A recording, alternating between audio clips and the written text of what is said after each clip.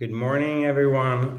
Thank you very much for joining us today at the AI Growth Challenger for CEE event. My name is Ondřej Ferdius. I'm a director of the Digital Economy and Technology Unit at the Confederation of Industry of the Czech Republic. I'll be hosting today's event. Let me start with one technical information regarding possible questions from you, from the audience. If you have any questions, please address them in the live chat section and also mention your name, the organization you represent, and who the question is addressed to. We will answer your questions during the Q&A session. Once again, thank you very much, and let me introduce my dear friend and my boss at the Confederation of Industry, Ms. Milena Jaburkova, who is a Vice President of the Confederation and who will open today's event. Milena, welcome. The floor is yours. Ondřej, thanks for this very sweet introduction. I'm really touched. Welcome to everyone. I should open this event, and when I look at speeches nowadays, everyone speaks about unprecedented times and unprecedented development in technologies. So I will go down this stream and will confirm, yes, we live in unprecedented times with this pandemic, and we can see now very practically how technologies, including and particularly AI, can help us, and also pandemics showed us our shortcomings and problems we have to solve using these technologies. I'm very proud that our AI challengers from CE countries are coming back again. We started in 2000 debating AI white paper and AI regulation. Now we are broadening our focus also on funding and good practices examples. And I believe that it's extremely important that in the European debate on AI and technologies and regulatory framework, the CEE region is heard, and it's our duty. It's our duty to be involved and active and bringing important and interesting proposals to the table. This event will focus on ideas and best practices, how to use this immense opportunity, which we called New Marshall Plan for Europe, how we can help businesses, especially those small and medium, to adopt AI technologies across the region, across the EU. We would like to show some AI tools and how how small and medium enterprises and startups can benefit from AI. And also we will reflect on how upcoming AI regulation could achieve an ecosystem in which AI is trusted, because without trust there will be no AI deployment in the EU, and what impact new regulation regarding safety and liability could have on ability to intake AI in this region. So that's all from me as a welcome speech. Thank you very much, Milena, for your opening remarks. Now, let me introduce Ms. Tracy Frey, who is a Managing Director of Outbound Product Management, Incubation and Responsible AI at Google Cloud AI and Industry Solutions at Google. Ms. Trey couldn't be with us today, unfortunately, but she was so kind and sent us a video message. So let's hear it. Hello, my name is Tracy Frey. I am the Managing Director for Outbound Product Management, Incubation, and Responsible AI for Google Cloud as a part of our Cloud AI and Industry Solutions product team. I'm so excited to be here with you today, and what I'd like to talk to you all about is the opportunities that you have with artificial intelligence. It truly is the new engine for economic growth.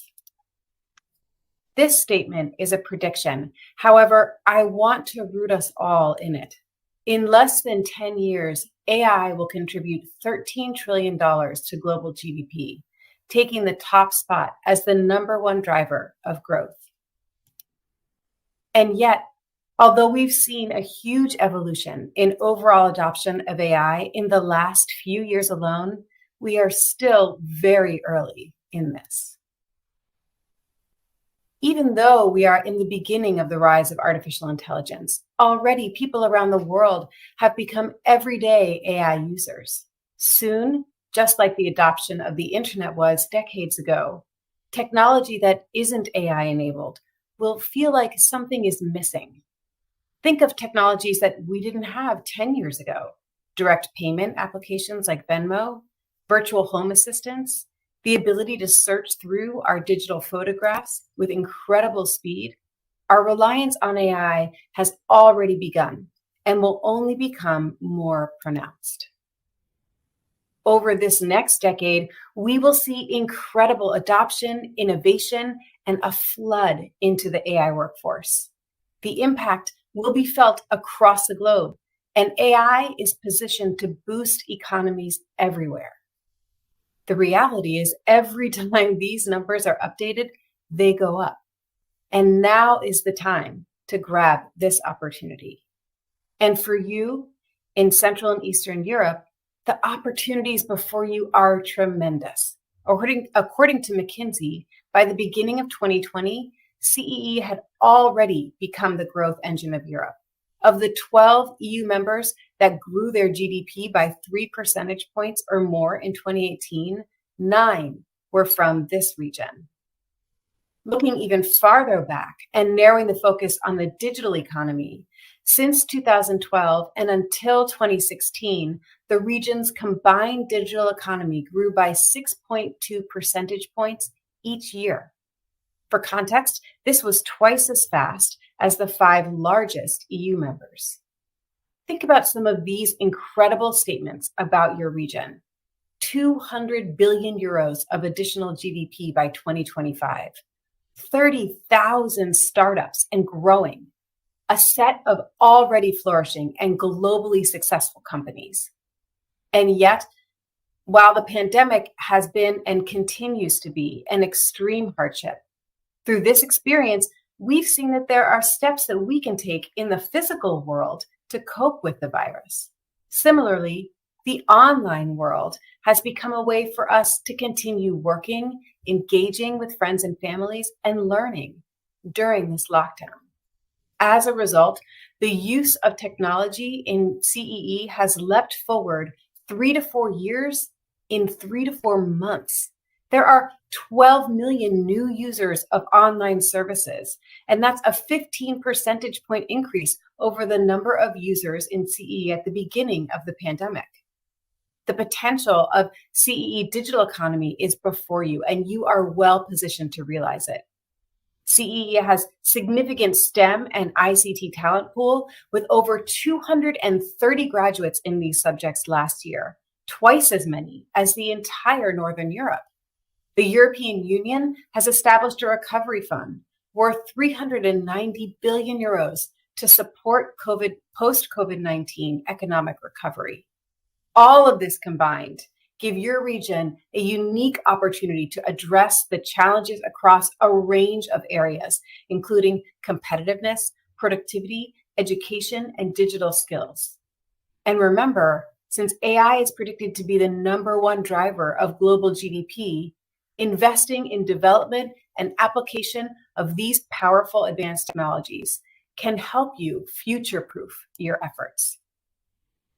And yet, while AI is likely to be that transformative engine, these technologies also present a whole new set of issues.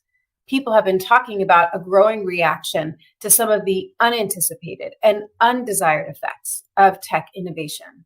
These range from threats to our privacy, spread of deepfake technologies, to worries about the reliability, fairness, transparency, and accountability of machine learning algorithms used to make decisions that affect all of us. Additionally, the potential of automation can raise questions about the impact on the workforce. And those concerns exist both internally and externally across organizations.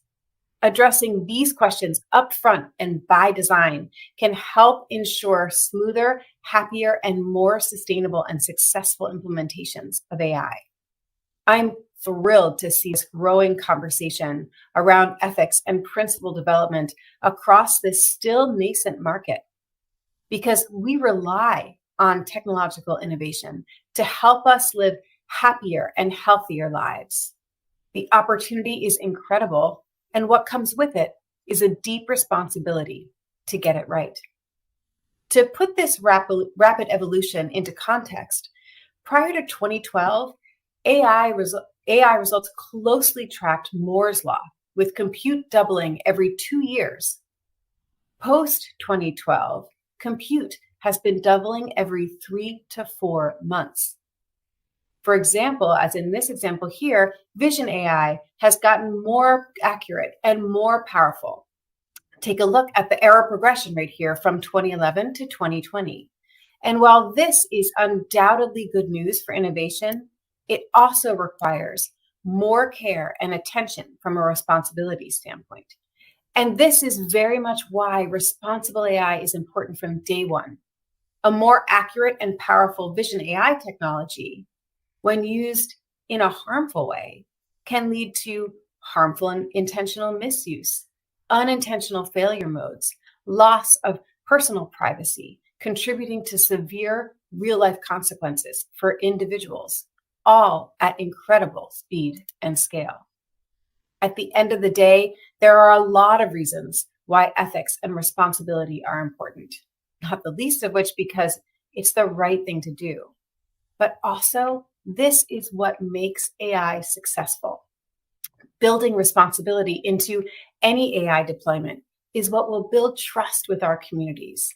This all fits into this belief and the reality that we're now seeing, that responsible AI equals successful AI. We recognize that the decisions we make and the way we develop technology will have a lasting impact. The efficiency gains and competitive advantage are only going to be fully realized in a world where AI is responsibly developed and trusted by users around the world. And if anywhere that trust gets broken, then we run the risk of AI being pulled back. And so it's really important that we take this into account. An important step along this path is acknowledging that humans are at the center of technology design, in addition to being impacted by it. And humans have not always made product design decisions that are in line with the needs of everyone. For example, according to a study published by the US National Institutes of Health, until 2011, automobile manufacturers were not required to use crash test dummies that represented female bodies. As a result, as you can see here, women were 47% more likely to be seriously injured in a car accident than men. Adhesive bandages have long been manufactured in a single color, a soft pink or my skin tone. In this tweet, you see the personal experience of an individual using a bandage that matches his skin tone for the first time. A product that's designed and intended for widespread use shouldn't fail for an individual because of something they can't change about themselves. Products and technology should work for everyone. These examples reinforce the importance of being thoughtful about technology design and the impact it may have on humans. As is the case with these, humans are at the center of machine learning development, and fairness concerns can easily become embedded into AI product decisions. Another example is that biased results are a reflection of biases that exist in society, and these can be both explicit and implicit. For example, in this study of 3 million English words from public news sites, we found that using natural language processing to measure the distance between words can illuminate relationships between them. Using analogy puzzles such as Paris is to France as Tokyo is to blank and man is to king as woman is to blank can return unsurprising results such as Japan and Queen. However, when the training data is public news, it is easy to see biases that are pervasive in society, but not always spoken. But don't lose sight of this truth despite these challenges. Creation of trust with advanced technology such as AI is what will fuel the true opportunities before you. There are countless examples of where AI is a force for good in the world. Already today, AI allows anyone to join the search for exoplanets through an open source project. It's helping to lighten workloads for doctors and nurses by intelligently triaging patients. It helps farmers detect plant disease and conservationists protect endangered species. It connects journalists to global audience with accurate language translation. And there are also examples of AI helping humans to be more aware and responsible. The Gina Davis Inclusion Quotient has allowed researchers to rapidly assess massive amounts of film data, finding that in a study of 200 films in 2015, even though female-led films grossed 16% more than male-led films in the box office, men were both seen and heard nearly 2 times the amount as women in film. In 2017, this AI was also applied to race and evaluated films with racially diverse co-leads versus films with all white leads. The films with racially diverse co-leads, still a tiny minority of all films created that year, grossed 60.5% more at the box office. Sharing this information can help companies make new decisions that have immediate impact to their bottom line, while also having a significant ripple effect on equality and inclusion. As Gina Davis said, if she can see it, she can be it. Responsible AI isn't limited to these areas of clear societal benefit. It is when it is across the entirety of artificial intelligence that it will be trusted and used by the world. So why does this matter? Well, our communities are diverse, and it's important that we provide an experience that works equally well for all. The good news is we have the power to approach these problems differently and to create technology that is fairer and more inclusive for more people. So the truth is, technology is actually most powerful when everyone can benefit from it. And that is the opportunity that is before you to drive this benefit and growth in Central and Eastern Europe. I'm so excited to see what you will do, and I'm thrilled that you had me join you today. Thank you so much. Many thanks to Tracy for a very interesting presentation, I believe. Now, let me introduce our next guest and speaker, Ms. Katharina Wagner, who is an engagement manager at McKinsey & Company. Ms. Wagner, welcome. Hope you're doing okay. The floor is yours. Thank you so much, and very, very excited to be here. So what I would like to do is share a little bit about McKinsey's perspective on Europe's opportunities in digital and AI. So I've brought a few pages on that, and let's start with something that might seem familiar from Tracy's presentation just now. So before COVID started, the McKinsey Global Institute, McKinsey's think tank, analyzed the impact potential that AI and automation technologies that are available and proven today can have on Europe's economy. And what we found, we did this analysis in 2019, what we found is that by 2030, cumulatively, these technologies could add 13.5% to Europe's GDP. So while we did this analysis pre-COVID, at that point, we thought about it as an added growth boost for the European economy. But now, given what we've seen happen through COVID, we actually believe that it could also be seen as the growth boost that helps Europe return to its pre-COVID growth trajectory. So the narrative is shifting a little bit from it's a nice to have add-on to something that helps us return to the growth trajectory that we were on before the pandemic happened. We didn't just calculate this overall impact number of 13.5% added GDP growth. We've also looked at how is that potential distributed between different industries. So here you see an overview of different industries that we analyzed, and we've basically looked at the potential that AI has to add in each of these industries, expressed as a percentage of the value added. So we can see that the ones that are very high up are industries like transportation, storage, basic manufacturing, and trade, while some that are most focused on complex human interactions like professional services and education, here the potential is a little bit on the lower side. But throughout, we can see that there is amazing potential to be had in all of these different industries. Now, the challenge with that potential, though, is that Europe has not started as a front runner in the AI race. So that's a conversation that's prevailed for a couple of years now, and I just want to show you a few glimpses of the data that supports that. So starting with research, while it is true that Europe has amazing AI researchers and has been producing groundbreaking research on the theoretical side for years, there is a certain struggle to actually industrialize that research and turn it into a defendable economic advantage.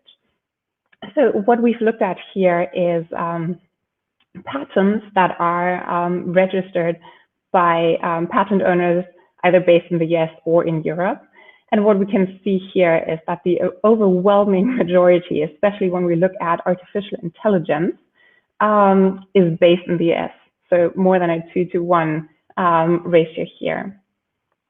And then moving on to investment, here we see a very similar picture. So not just that that Europe seems to be struggling more with turning its knowledge into defendable patents, we also see that Europe is capturing a share of external investment in these digital technologies that is far, far below its economic weight. So we've pulled out two different examples here. One is the top 250 global digital health companies, so startups that are leading in the digital health space, often using AI. And the overwhelming majority, again, of funding is going to US-based companies, with Europe only capturing about 2% of that pot. It is similarly drastic when we look at mobility technologies. So ACES refers to autonomous, connected, electric, and shared or smart mobility.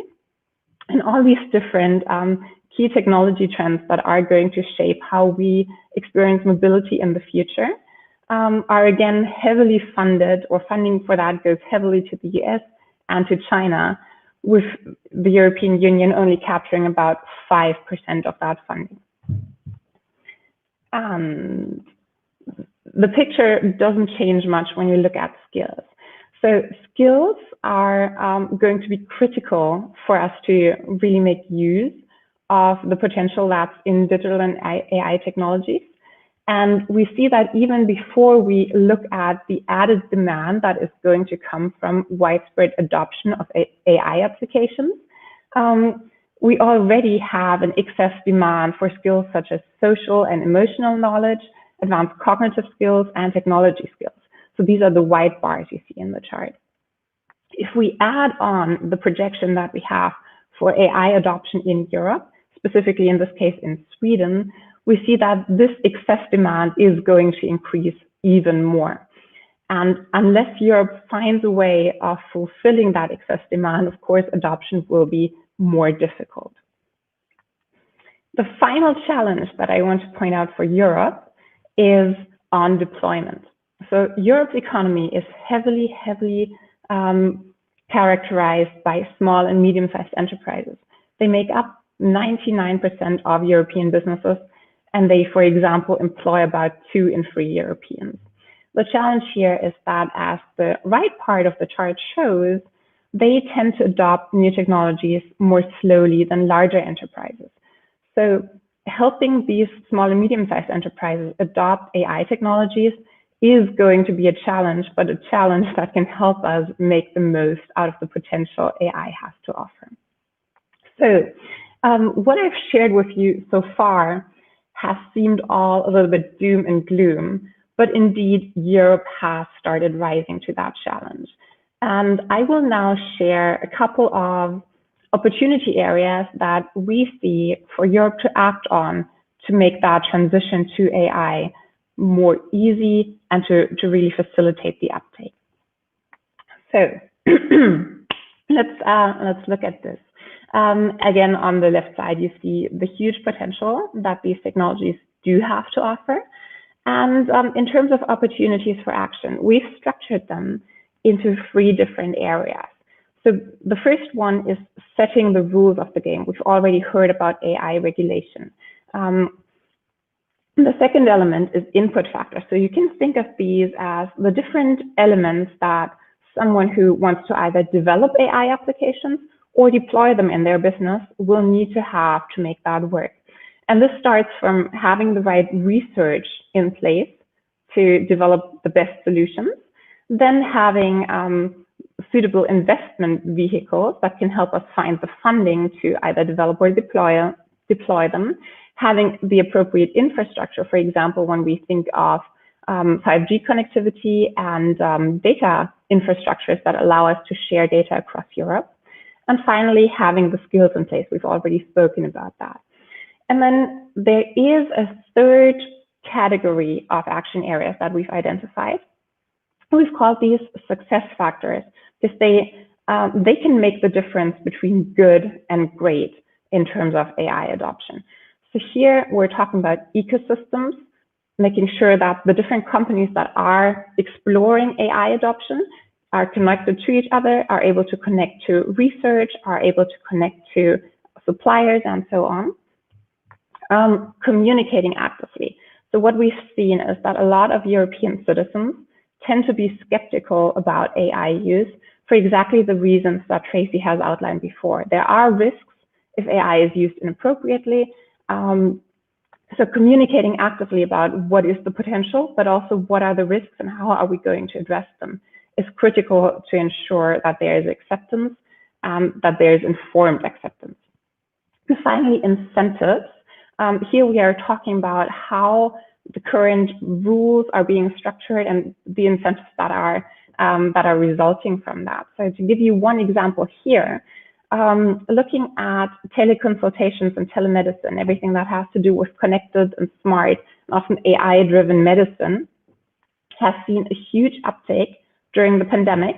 And one of the reasons for that was that many countries have changed how these services can be reimbursed. So before the pandemic, often there was a certain cap or a limit to how much can be reimbursed. And when that was removed or changed, we did see a huge spike in uptake. A couple of other elements that I do want to point out here. So we've briefly touched upon the infrastructure. And what's really, really important to remember here is that it's not just the physical infrastructure, making sure that all our devices are connected and online and can talk to each other, but it's also the digital infrastructure. And one very, very ambitious but amazing project that the European Commission is driving is the idea of common European data spaces that would allow us to overcome the fragmentation of European countries, all basically having their national data space and being able to connect these together and benefit from the vast amount of information that the world's largest single market holds. And with that, let me just give you one final perspective of what we've seen the Commission do, which is quite exciting. So the European Commission has really made Europe's technological sovereignty a priority I'll come to that in a second, and has taken action on multiple dimensions. So in terms of technological sovereignty, what we're thinking about here is not just the widespread deployment of AI applications, so many European businesses using it in some shape or form to either become more efficient or to grow their markets, to develop new products, but also to have a large base of European-based suppliers that can develop AI applications that are suited to the European market. So what's happened here is the EU has started with the coordinated plan on AI that you've probably heard of already. And then last year, we've seen the development of ethics guidelines that are intended to address some of the challenges that Tracy has mentioned on how do we ensure that AI is used in the right way and that it is safe and secure. This year, we've seen even more development on that side with the digital strategy, the data strategy, and a white paper on AI. And these are now being taken forward into actual legislation on creating a legal framework that shapes how Europe will be using AI. And excitingly, as part of the Next Generation EU program that is probably more commonly known as the COVID recovery package, a large share, 20%, is intended to be used to further digital and AI in Europe. So there's quite a lot that can be used to further the different areas that I've talked about on the previous page. I think it is going to be very exciting to see what is to come there. And with that, thank you very, very much for having me. And if you have any questions, happy to take them. Thank you, Mrs. Wagner, for a very interesting presentation. I believe there will be a lot of questions in the Q&A section, especially after the last slide about the technological sovereignty of the European Union. Our next guest and speaker is Ms. Ivana Grbavac, Head of Brand Marketing CEE at Google. She will tell us more about AI resources and tools for businesses.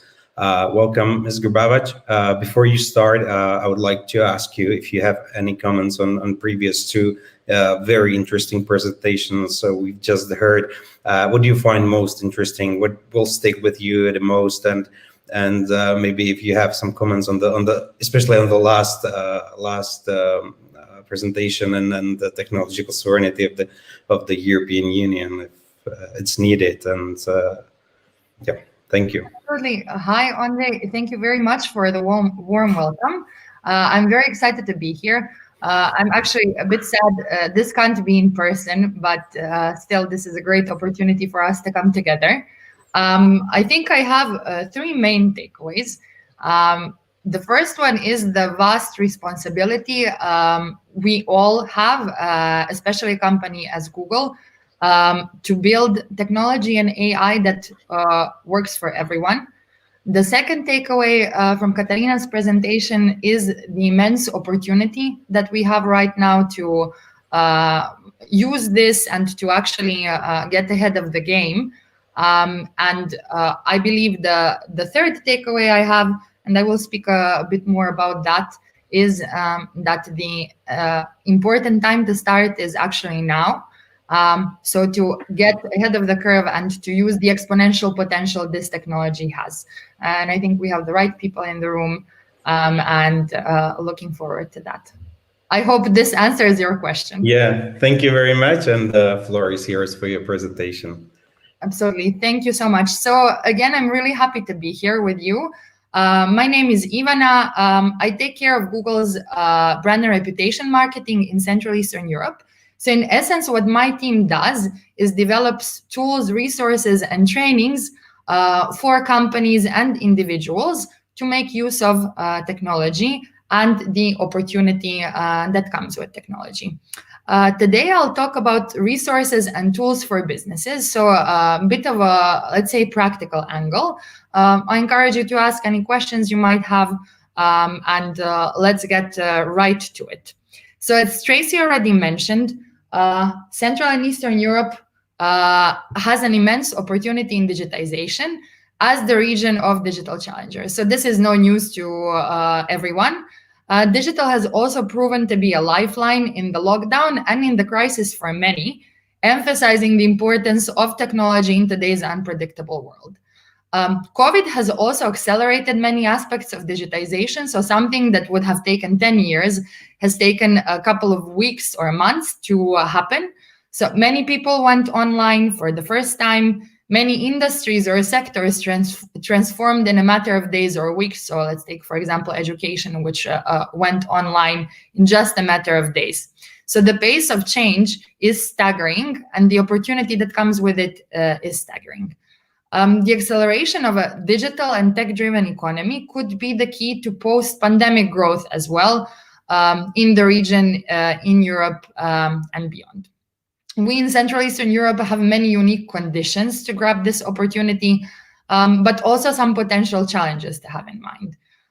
We've been catching up with Western Europe in terms of productivity. We've had a period of really staggering GDP growth.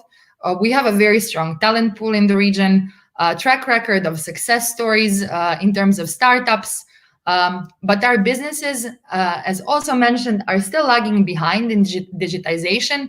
And the digital potential is actually not fully utilized. As you might know, Central Eastern Europe SMEs are one of the least digitized in Europe. However, they are catching up fast. So it's very important that we give them the opportunity to, and the resources and the tools to catch up and to utilize this opportunity.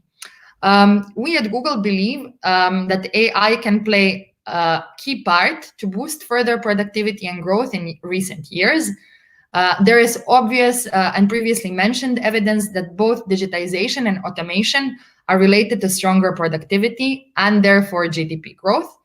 However, businesses need to adapt to accelerate or even survive in the current crisis times.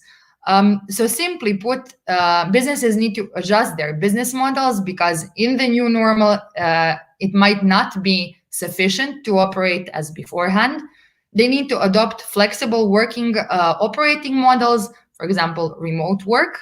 They need to modernize their IT infrastructure. They also need to implement upskilling and reskilling strategies, as the need for digital skills and cognitive and creative skills still remains with the adoption of technology. Tying this together with what my previous colleagues have said, over this next decade, we will see incredible adoption, innovation, and a flood into the AI workforce. The impact will be felt across the globe, including our region, and AI is positioned to boost economies everywhere. So it's a significant driver of resilience and of economic growth in the future. The time is now to capture this opportunity and to leverage the exponential nature of AI adoption and its benefits. So this is just the start. We are yet to see the immense impact that this technology will have. Moreover, the benefits for companies that have invested in these technologies early on will begin to outweigh the costs of implementation, such as those for reskilling, temporary unemployment coverage, or necessary organizational changes that need to go with the transformation that comes with adoption of new technologies. As I already briefly mentioned, this vast opportunity carries with it a deep responsibility for Google to build AI that works for everyone. At Google, we're working to bring the benefits of technology and AI to everyone, including SMBs. With programs like Grow with Google, we also want to help ensure that the opportunities created by technology leave nobody behind and that they are available to everyone. Since 2015, we've helped millions of people find a job, grow their career, or grow their business in the region. And now we are here to help accelerate future economic recovery through our technology, tools, and training so that local businesses, communities, and people can grow stronger, faster, and become more resilient, as well as actually get the necessary help in time of crisis to survive and to utilize the opportunity that comes with technology. We also think that the benefits of AI will be most impactful when everyone can access it. What I've prepared here for you today is some key resources for businesses or places you can start at to discover the benefits of AI. And we can start with unlocking the opportunity. So on the left side here, we have the AI checkup tool for SMBs. This tool offers customized recommendations and diagnostics of your business to help you grow your business with AI. I'm happy to announce right here that we will be launching the AI checkup tool in several markets in Central and Eastern Europe in the following weeks. This tool is already available in Romanian. On the right-hand side, you can see the resources for businesses or individuals where you can learn and discover more on the opportunity and actually how to start using this technology in a very practical way. So let me start with a small outline of how the AI checkup tool for businesses works. So this is where you start. First of all, it's important to choose the industry so that you get a customized set of recommendations. Then you can choose business functions you want to focus on so that we can offer, again, a customized set of input and recommendations on how you can improve some of these functions. And then also choosing goals, so aligned with your business goals and what you are trying to achieve. So let's take an example of a recommendation set. As also a previous speaker has covered, agriculture is one of the industries with the biggest potential in adopting AI. So let's consider this as being an agriculture business, choosing the business function of core operations, and then with the goal of increasing revenue for our business. On the right-hand side, you can see top recommendations for our business to start using AI. So these might seem like from the future. However, all these technologies are available now to implement in our businesses and to achieve the goals with this technology. So for an agriculture business, we can make greenhouses more efficient with sensor data or advanced analytics. We can customize the growing techniques, or we can combat diseases and pests by employing visual recognition, as well as we can monitor and optimize livestock well-being by using some of these technologies. Second set of recommendations is here for a healthcare business. We all know how important it is that healthcare works right now. The crisis has outlined this more than ever. Here we've chosen the general and administrative function with the goal of improving operational excellence. So obviously technology that's used for healthcare should enable doctors and nurses do what they do best, and this is help people, should take time or save time for them to be able to use their skills in the best way possible. So we can see some of the recommendations here, like using speech recognition for document preparation. So this would enable doctors and nurses to vocally document patient data, for example. And this can free up capacity at the end of the day. We can enhance the efficiency of legal document generation and review by using natural language processing and automation. We can analyze emails to prevent phishing attacks, because privacy and security obviously are very important, even more so with the more time spent online right now.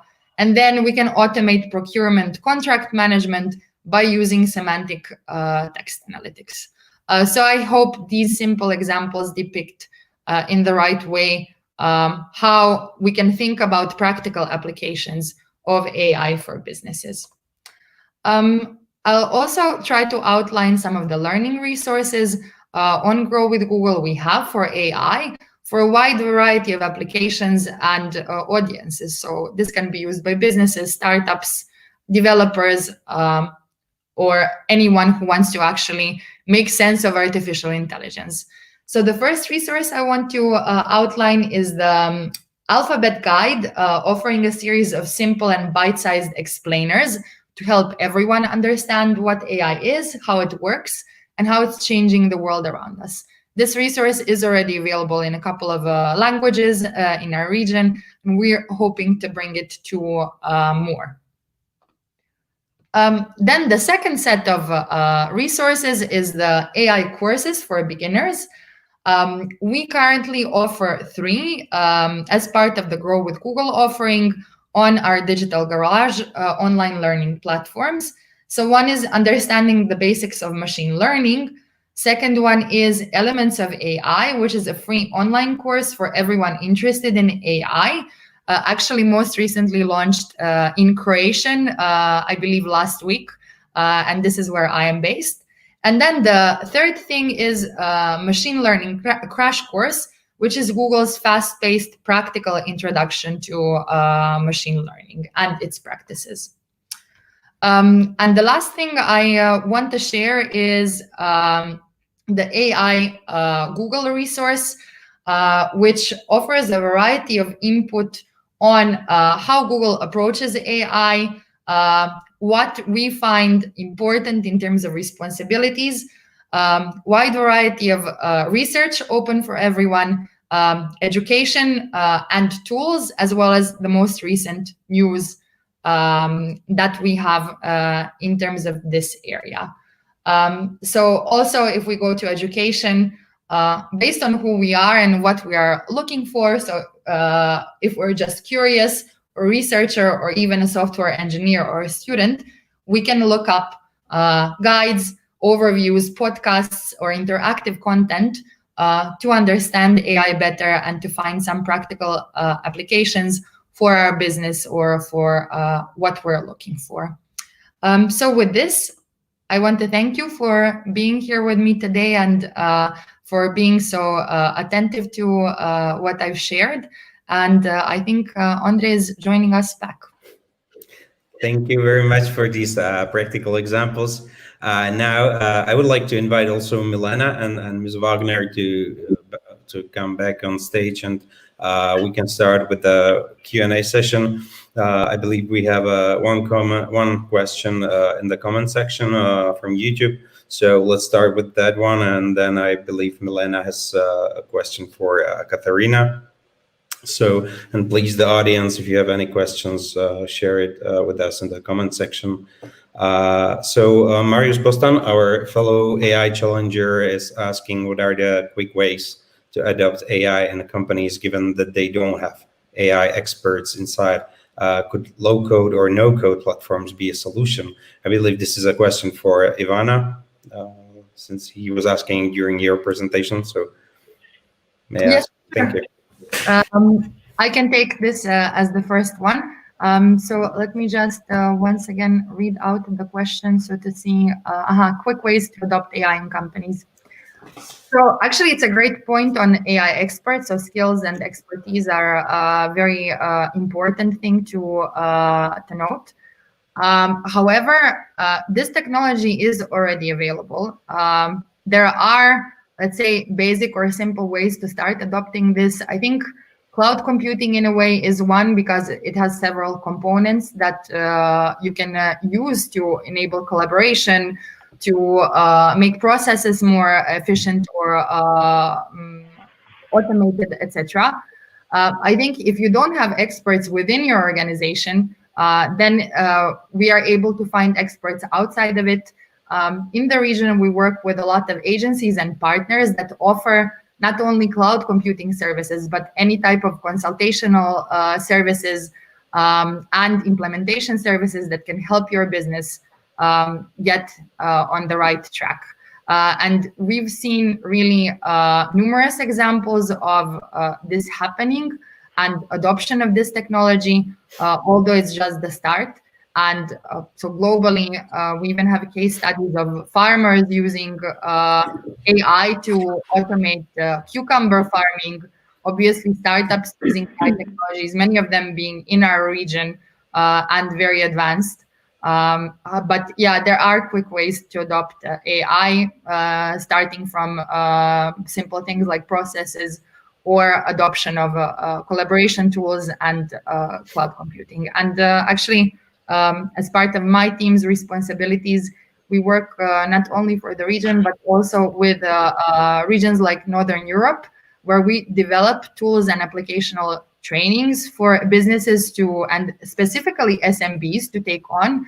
And what we've actually started from is accounting function. So we offer some simple tools to operate your accounting capabilities and help you do things faster and more efficient. And more on this I can share later. Okay, thank you very much. I hope it answers Mario's question. I have a follow-up question. Ivana, if those AI checkup tools, are they and courses you presented right now, are they available in all CE countries, and are they free or paid? The tools are free. The AI tool, checkup tool, is currently available only in Romanian, but we are happy to announce that we will be launching them in a couple of languages in Central Eastern Europe in the following weeks. They're all set to go, so we need to push the launch button. So we're looking forward to that. In terms of the other resources and courses, so the alphabet of AI is also available in a couple of languages, so Slovenian and Hungarian for sure. And we're hoping to bring this guide to more languages. This is also for free. Everything, all the courses offered on Digital Garage are as well for free. For example, the elements of AI is done with an external partner, so University of Helsinki. And this is also localized in a couple of languages. And most recent one being actually Croatian. Okay, thank you very much. So now, Milena, I will give you the floor so you can ask Katarina your question. Yeah. I'm coming back, Katarina, to the question of technological sovereignty and new technological sovereignty paradigm, which is nowhere in the Commission documents precisely defined. And I would like to ask you what you think are the risks of protectionist or isolationist narrative associated with this technological sovereignty aim coming from the European Commission. Wouldn't you think that the benefit of this approach will be disproportionately, beneficial to larger EU states at the expense of smaller ones in CEE, Nordics, which are predominantly export-oriented? Mm-hmm. Thank you. That is indeed a very interesting question. And as far as I understand, conversations are still ongoing on how exactly the EU wants to approach that. The positive message that I hear in the idea of technological sovereignty is a realization that Europe doesn't just want to use AI, it also wants to produce AI. So it wants to have a strong supply side. And if done right, and that is yet to be seen, to me that means creating an environment that is supportive of innovation and that enables companies in all European member states to have access to the full European market. So really achieving the full digital single market. And to have access to the resources that they need to grow and to compete on a global scale. So that is my probably personal interpretation of it, but I see it as a positive that the EU does want to build a supply side of AI. And I think on a second step, if we do have that stronger supply side, we are going to see more competition, and that tends to lead to better outcomes and better products and services for the end users. So I think that is going to be exciting as well. I fully concur on the protectionism probably would not be the way to go, but that remains to be seen.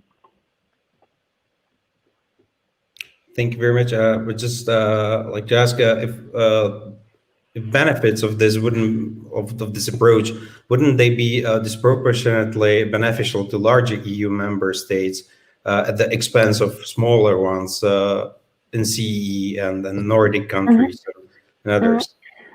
I think that is going to depend on how the digital single market is defined, right? Because one challenge that we have seen is especially for companies that are based in smaller member states. They initially have access to a relatively small market, and we have a fragmentation of different EU languages.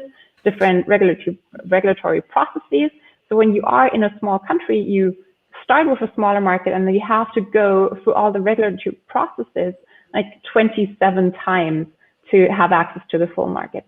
And if we are able to reduce that burden, I actually think that is a competitive advantage to the smaller countries because they immediately have access to the full European market. Does that answer your question? Well, we have still our doubts about the whole concept, and I think we will keep them for the future at the Confederation. But let me move on. We have 5 more minutes for the Q&A, and I have some questions. There are no questions in the comment section, but I have some questions for Ivana. Ivana, do you have some examples of companies using AI and benefiting from it right now? Yes, of course we do. I think, again, maybe I'll still stick with the cloud computing example. So we see really a huge uptake in this technology and the big opportunity. We also have great examples of companies utilizing this. So from big ones, let's say LPP in Poland, which went on Google Cloud most recently, but also smaller ones using the collaboration tools, utilizing this potential, etc. And we're working on bringing these stories to life and making them more available. But obviously, both globally in Europe and in Central Eastern Europe, there is a visible uptake on using these technologies. And as we previously discussed, SMBs can take a bit longer to adopt certain technologies. So SMBs are less digitized than large companies. They have less time and potentially less capabilities to utilize this. And this is why I strongly believe that access to simple resources, simple tools, and simple know-how can enable them to adopt this faster and to understand what the benefits of this technology are. In general, digital technologies, but then as well AI, which is really already a core part of digital technologies. And it's not new, right, from this year. I think that's important. So resources, tools. And then the second thing I want to point out is the collaboration piece. So I think we all need to work together. And this is very prominent in the Digital Challengers research by McKinsey. But I also really do believe in this. We all need to work together. So individuals, public sector, and companies to ensure that we utilize the full potential of these technologies. And from Google's perspective, we do have a responsibility to bring resources, trainings, tools, and make sure that SMBs can also benefit from this. But without close collaboration that we luckily have within this room, this cannot either happen, right? So cooperation is a big piece of this and making sure that we utilize the potential.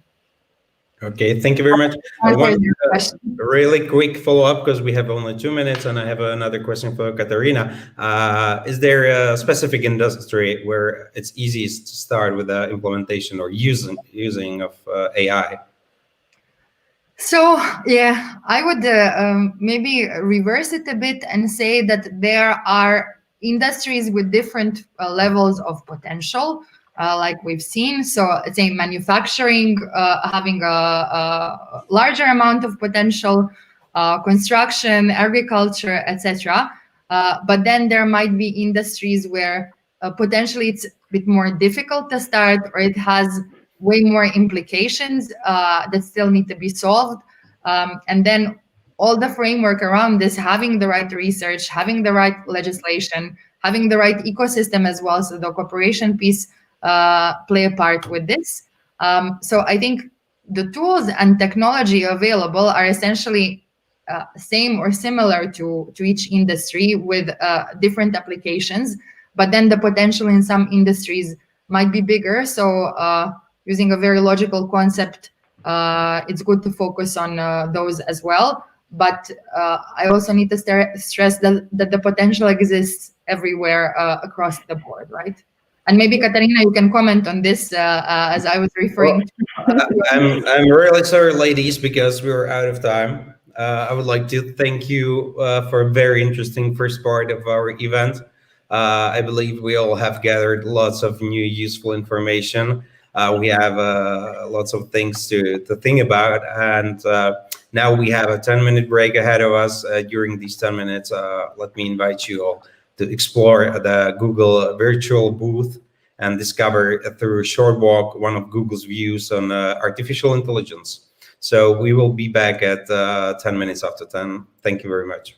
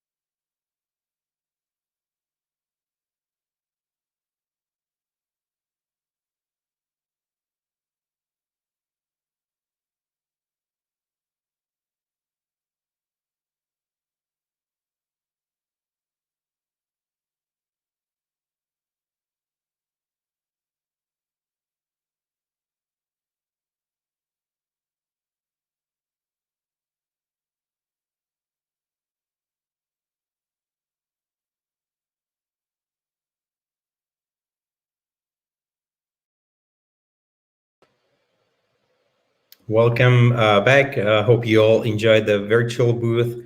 We will start with the second part of our event, and I would like to welcome my friend Jan Klesla, who is a national coordinator for European AI centers from the Czech Republic. He's working within the Ministry of Industry and Trade, and he will tell us a bit more about investments in AI. Jan, welcome, and the floor is yours. Thank you, Andre, and thanks a lot to everyone for inviting me today, especially to the organizers, to Andre and Milena. Well, I was told that the AI is certainly not about the money, but it would be very nice to follow the money, at least for a while. So let me just talk about, let's say, the funds and investments for AI from the mainly European perspective, and give you just a little example as of how we approach it. So let's have a look at the presentation. And first, we need to look at the, let's say, problems in Europe where we lag behind in the area of AI. So clearly, there is no problem with research, or we are still able to keep pace in research in Europe. However, we definitely need to support investments to companies. We need to support investments in AI adoption and testing. So now is the time when some politicians would give you astonishing number. So here it is. It is possible that there will be 224 billion euros invested to AI and related technologies in next couple of years, 5 to 7 years. However, having the privilege of not being a politician, I will give you a little bit more detail. So first, we need to look at the different funds and different possible funding. First, yeah, there is this resilience and recovery facility, something clearly new and currently under progress. This facility stipulates 20% of funds of the whole amount of more than 672 billion euros to digital agenda. And of course, there is barely any project and digital project without AI these days. So we can say that there is a potential of more than 130 billion euros in the Europe being invested from this fund. So this is clearly the largest source. There are also the structural funds, but it's a little bit more complicated, and we get there later. So first, let's talk a little bit about this RRF. We need to stress out that this is not just another new source of financing. It's deeply connected to reforms. So basically, the European Commission is saying that as a member state, we need to submit our reform plans, focus on reforms, and then build on these reforms, we can propose some kind of investments, including AI, quantum computing, and other high-end technologies, and we are being strongly encouraged to focus on such areas. Well, this whole plan is still, or facility and our national plans are still under development. We are currently in the very middle of negotiations with the Commission, so no one can give you a number. This is not the time for giving numbers and investments. Because no one can know yet. However, this is the very time and exact time to join your governments and as a stakeholders to join this effort to support the reforms and then also the investment. So if you have any project and any idea of the reform, now is the time to speak up. Well. Let me tell you just a couple of words about our approach in the Czech Republic and explain a little bit more the, let's say, complementarity of the funds on these examples. Well, basically, we decided to take a comprehensive look from the top to the bottom, from the R&D to the adoption of AI, and we decided to support all the areas where the market basically fails. And you can see that this is exactly what we have seen on the first slide, that we need to support, let's say, adoption technologies and R&D, especially in the startup areas and the VC and PE investments. So first, I need to say that or having the privilege of being this coordinator for AI centers, that we are building on this European AI ecosystem. So on this system of centers of excellence, reference testing facilities, and digital innovation hubs, but we also go far beyond that. Basically, the first part is about development of AI technologies and applications. So we focus these RRF funds and resources and reforms to the area mainly of startups and spin-offs.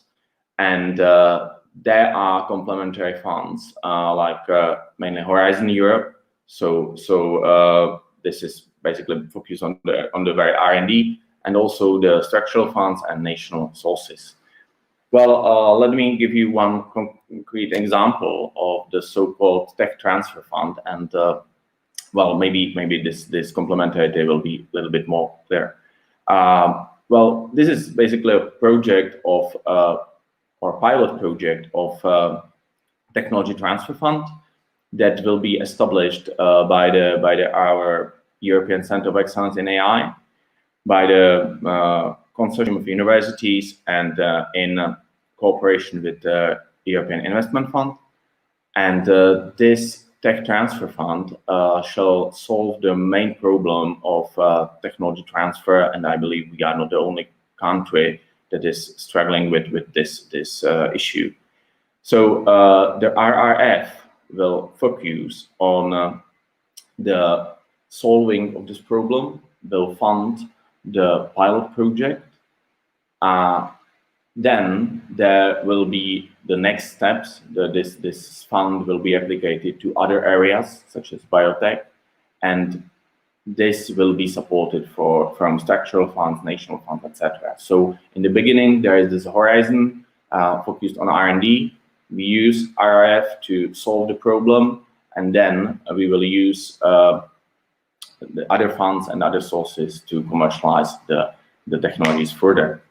So we have the head of R&D, and then we have of course the body of the economy, but we need the neck, and we need it not to be the bottleneck, of course. And as was already said, the expertise and professionals in AI are quite important.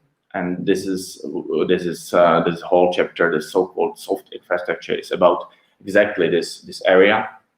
So we definitely want to build on AI ecosystem, on European AI ecosystem. So you can see the digital innovation hubs here and the reference testing facilities. Of course, the complementarity here is with the Digital Europe program and other sources. And we also want to establish the so-called digital transformation platform with our stakeholders, focused mainly on the education of the professionals in AI, and helping that will help the SMEs and other companies to undergo this digital and AI transformation. And we also believe that this kind of activity shall have this organizing and coordinating role. So then there is the very body of the economy, and we definitely need to support also the adoption. And there are several programs. This is mainly the area where the structural funds will be used. And I forget to mention that the Resilience and Recovery Fund, being the one focused on the very reforms and let's say changes needed for our digital transformation. Well, we need to spend the money, or at least there need to be a commitment until the end of 2023. The European Parliament is currently talking about, let's say, a little bit different deadline, like 2024. However, the structural funds will clearly follow in time. And of course, there can be some kind of overlap at the first time, but there are different meanings of these sources. So we believe that when we establish all the needed soft infrastructure, this will be the precondition for using mainly the structural funds. Well, from the whole picture, you can see that in this matrix, the AI is quite important in the Czech Republic, let's say, recovery and resilience plan. And I believe this can give you some kind of opportunity to see the, let's say, the whole picture and how the funds are complementary to each other. And last but not least, I shall say that we should not focus just on the money, but it's for the next speaker, I believe. But we shall also focus on, let's say, the purpose of the investments and what AI or what kind of AI application we will use. So thanks a lot. And if you have any question, please don't actually hesitate to contact me by email. Thank you. Thank you very much, Jan, for your presentation. I don't see any questions in the comment section for now. Me neither.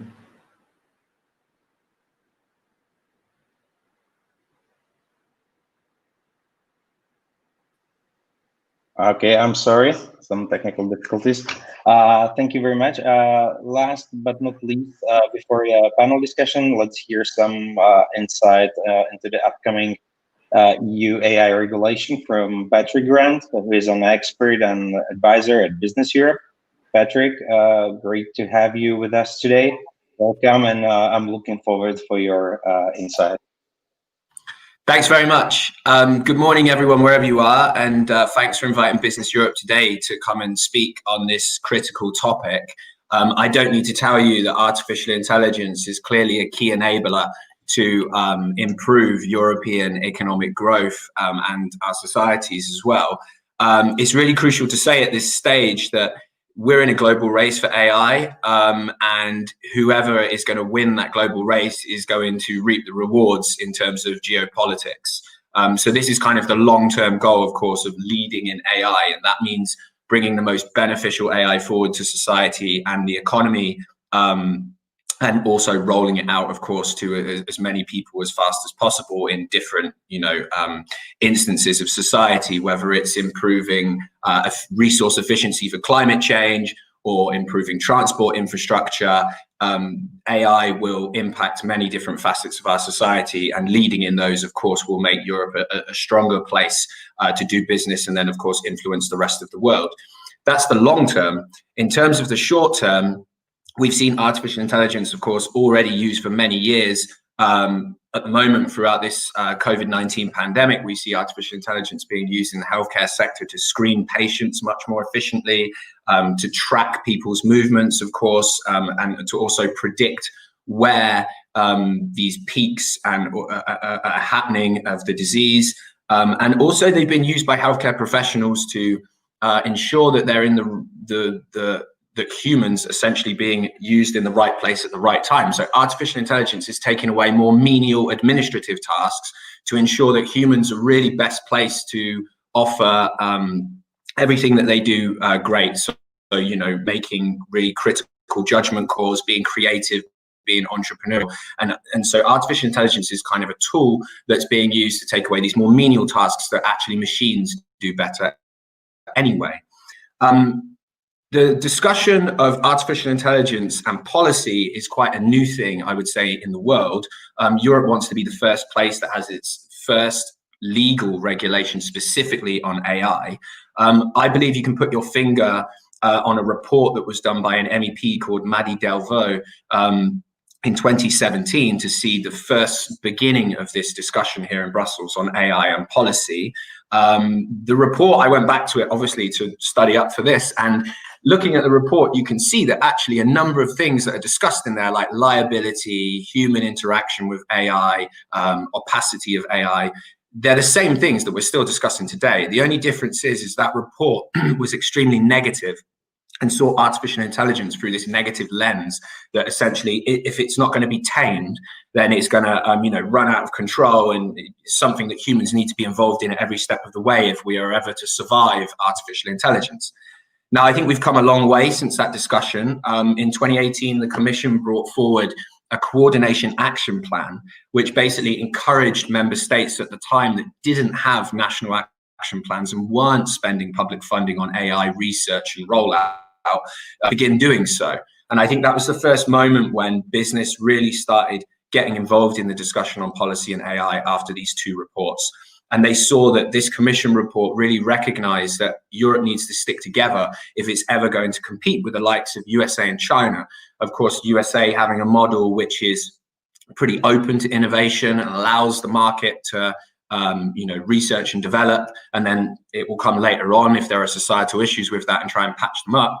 The Chinese model, of course, that we're also competing with as well, very top-down society.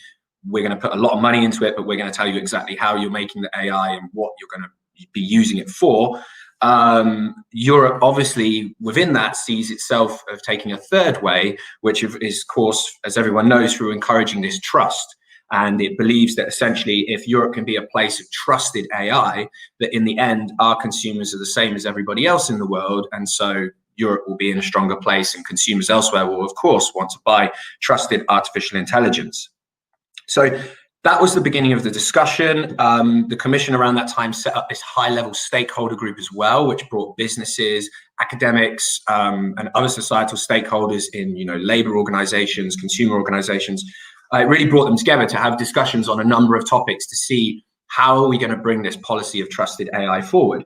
And I think that was a very beneficial thing, and I think it helped the conversation. And it allows us to be where we are now, which is a very pragmatic point where we can have a kind of adult discussion about artificial intelligence, the benefits and the challenges. The Commission then, of course, the new President von der Leyen came in and she said, we're going to have an AI regulation in the first 100 days.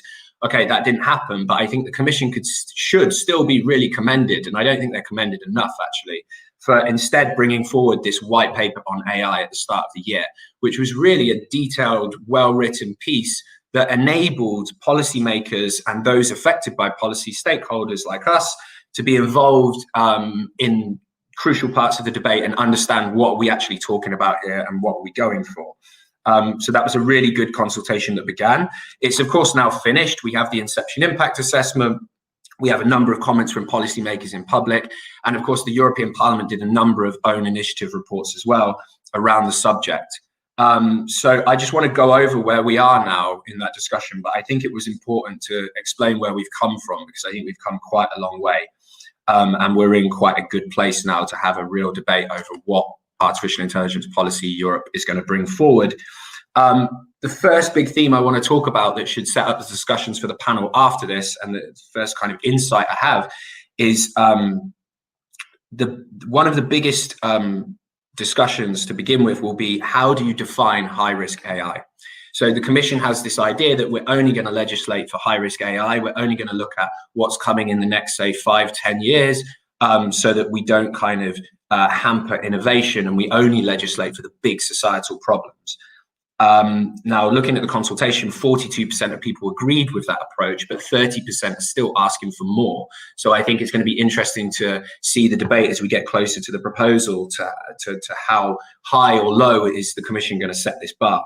At the moment, the Commission defines high-risk AI by firstly asking a business to look at the sector they're in. So if you're in a high-risk sector that's deemed by the Commission, then you could be covered by these new rules. But then you need to look at, of course, the intended use of your product or service, and whether that use is going to cause a significant harm in real life. Now, the harm that they focus on is material harm, which is something that exists at the moment in lots of product safety law, so death, serious injury, loss of property. But they actually widen it, and they also want to look at immaterial risk as well, which is something that we still don't really understand. I think the white paper didn't go into so much detail, It mentioned things like privacy, which of course is covered by the GDPR anyway, but the consultation itself threw up other immaterial risks that could be possible, like cybersecurity, mental health, loss of connectivity. You can imagine that if you had a loss of connectivity in something like a driverless car, the consequences could be very bad. But then, of course, in the end, that's causing a material harm. So what's the need for this immaterial risk? But still something important to mention, and I think something that's going to be debated on as we go forward. You have this two-step test, though, but then strangely, the white paper sort of went on to say, okay, do the two-step test, and if you tick the boxes in both, then you're high-risk AI and you have to apply all these new rules. But then it also says in some exceptional circumstances, don't worry about the two-step test. And if you make any product and bring it to the market that's for a consumer with an AI in it, or that could be used by an employee in an employment context, then automatically you're in high-risk AI. Now, this made a lot of industry pushback because obviously you have this two-step test that can be robust, it can be future-proof because it doesn't like pick the exact products. It just says, okay, do the test and it can fit into intended use of products. But then exceptional instances part comes along, which takes all of that benefit away and just says any consumer AI is high risk. Now, that then is really, I think, taking away this high risk-based approach of the Commission, because of course, there are many consumer products on the market that use AI that would then fall under this. So I think that's an important thing to know. Secondly, how are they going to approach the scope again? Will they use any blacklisting? Lots of industry were pushing back on blacklisting again, saying that this isn't future-proof. So you can't simply say, okay, don't use AI in healthcare, for example. But one area they are looking at, of course, is biometrics. And there are campaigns that have begun all over Europe to try and limit businesses from bringing biometric AI to market. The discussion there is kind of around, should biometrics be used by national security agencies within the public space? There are lots of issues about privacy around that. So it'd be interesting to see if the Commission comes forward with any kind of, as I said, blacklist banning, particularly in that area. Next, I want to speak about form of the legislation. By that, I mean, of course, it's going to be a regulation, but by form, I mean, how is it going to interact with other legislations that exist? We have a lot of product safety law that already exists here in Europe. I think it's been here for around 30, 40 years. And this legislation is obviously going to set new product safety rules. Now, as a business, I don't want to have to look at 3 or 4 different sets of regulations to be able to understand which one I should apply to bring my product to the market. So business is obviously always looking for one single regulation. So then how are you, as the Commission, do you bring forward a piece of legislation on AI that can potentially impact many different areas, but make it specific for that high-risk AI that you're talking about?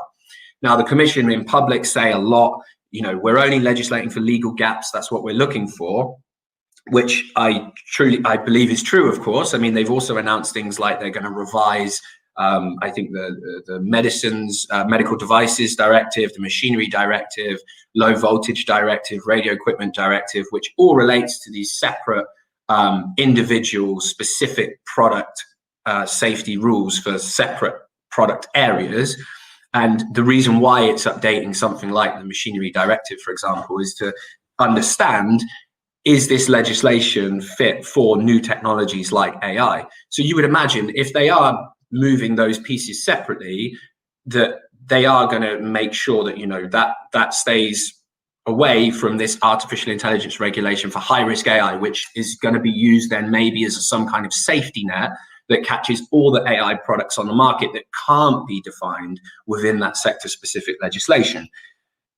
That seems to be what they're doing. However, the task of that from such a huge organization by the Commission to organize is a very difficult thing.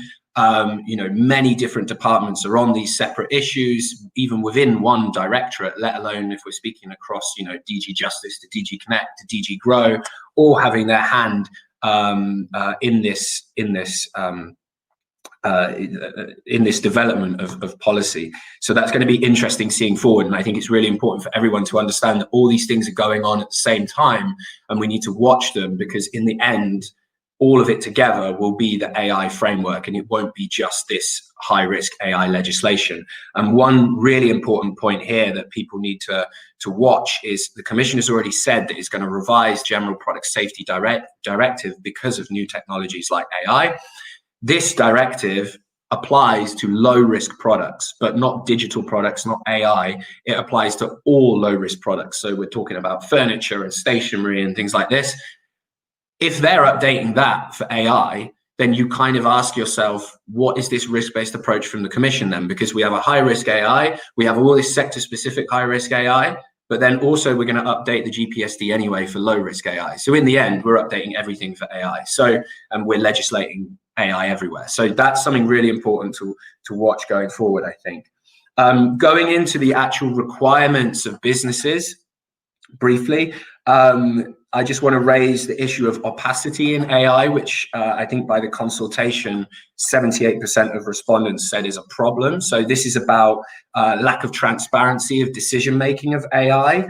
Obviously, it's clear that the Commission wants to enable greater transparency in this area. It's definitely something that business also agrees with as well. Businesses want transparency down its supply chain from the AI that it's using from people. So it's not just consumer transparency, but also business transparency. But yes, indeed, there needs to be a way to show why a certain AI decision was taken. And I think, something like using artificial intelligence to determine who is going to get the COVID vaccine is a prime example here of where, records potentially would need to be kept and kind of methodologies of decisions, so that if, in a number of years, we go back to review what we did in the COVID-19 crisis, we can understand why certain decisions like vaccine placement were made and why certain people got the vaccine before others. And what the Commission's already proposing there is actually pretty similar to what exists in product safety law now. They're basically asking businesses to keep these kind of records and give them upon request to an authority if there's an issue. So they wouldn't have to make the records and give them to be able to sell on the market. They sell on the market, and if there's a problem, they give the information later, which is something that already exists now. So I imagine that discussion is quite an easy thing, but definitely very topical. People want to solve the lack of transparency in AI. That brings me to human oversight. Again, another very topical debate. The white paper itself from the Commission recognizes the importance of human oversight in AI. It essentially says that it can take many forms as well. So you could have, artificial intelligence coming to a decision but not taking it until a human says it's okay. You could have real-time, monitoring by a human as the AI makes decisions, or you could have the AI making a decision and then afterwards the human comes and checks, was that decision correct? So it recognizes that there are many different forms. What the Commission hasn't said yet, though, is that going to become a legal requirement? Are we going to say, as Europe, a human, no matter what stage, you can decide the stage, but a human always has to be involved? And I think you'll see a lot of debate around that as to, yes, some areas, of course, it makes sense, but some areas actually involving a human could make the AI, less efficient in the end and actually not as worthy. So it'd be interesting to see if that comes forward as a market access requirement. Personally, I believe the way I've seen people speak about it, and obviously the Commission in their white paper explain it, it doesn't actually seem like a legal requirement that they're going for at the moment. Then I wanted to speak about robustness. So what I mean about robustness is the ability for technology to keep up with the state of the art, essentially, to stay relevant. At the moment, product safety legislation is built in a way that only understands static products. So you make a car and you put it on the market as safe, and that's it. You test it before, and then it's safe. Of course, with artificial intelligence, you can see how, with machine learning, for example, things can change over time. So the product can actually deliver different solutions. How do we counter this problem if products are constantly changing? Is the Commission really going to expect businesses to perhaps say every 3-6 months reassess whether their AI is safe, potentially get another certificate on it and say it's okay to be used. Obviously, if things are being used in real time, that's an extremely difficult thing to ask from businesses, and again could take away the efficiency of AI in the marketplace. I would just say here, I'm trying to be quite objective in this discussion, but obviously I have to say a bit of industry input here before the panel at least, is that there are products now, of course, that are already brought on market that change over time, and they don't have to get completely reassessed by the manufacturer. And in the sense of a car, for example, if something critical changes to the car that impacts its safety, then the manufacturer usually reassesses it. However, otherwise, it's just to say that, this robustness issue and this issue of products changing over time is not necessarily a completely new thing. Finally, just one of the last points I want to make before finishing is on liability, because I believe this is going to be the hottest discussion on artificial intelligence here in Brussels in terms of policy making going forward. And I believe actually underneath it already is, even within the Commission. This issue is about where do consumers go if they find that the AI product they've brought is faulty or has hurt them. It's very hard to find the business that you want to essentially penalize, because of course in not just in AI but many products today, you have lots of businesses kind of putting their finger on it. So in an artificial intelligence, you could imagine you have the manufacturer that takes the AI and puts it in their device. You also have software developers that have made the algorithms that use the AI, that make the AI work. You also have data providers, potentially another different person that's provided the data that's trained the artificial intelligence. And then lastly, of course, you have operators, so people in the real world that are actually using the AI around you, potentially physically, that could have some impact on your life. So how do you determine where liability is if you have so many people involved in the chain? So that's the kind of thing that the EU wants to understand and work out. If you ask European politicians in the parliament, like Axel Voss, who had a report on this issue, he'll tell you that we need a high-risk artificial intelligence legislation specifically for AI and liability. So before I was speaking about market access product safety requirements, but he also believes that you should have then another separate thing for liability and high-risk AI, which is quite interesting. The Commission, however, I don't know if they have an official line on this, but it seems that they're moving towards completely reopening the product liability directive. The consultation also said 60% agreed with that. And that means that they would not just have different liability laws for artificial intelligence, but actually it would change liability law for everything. So the product liability directive applies to all products.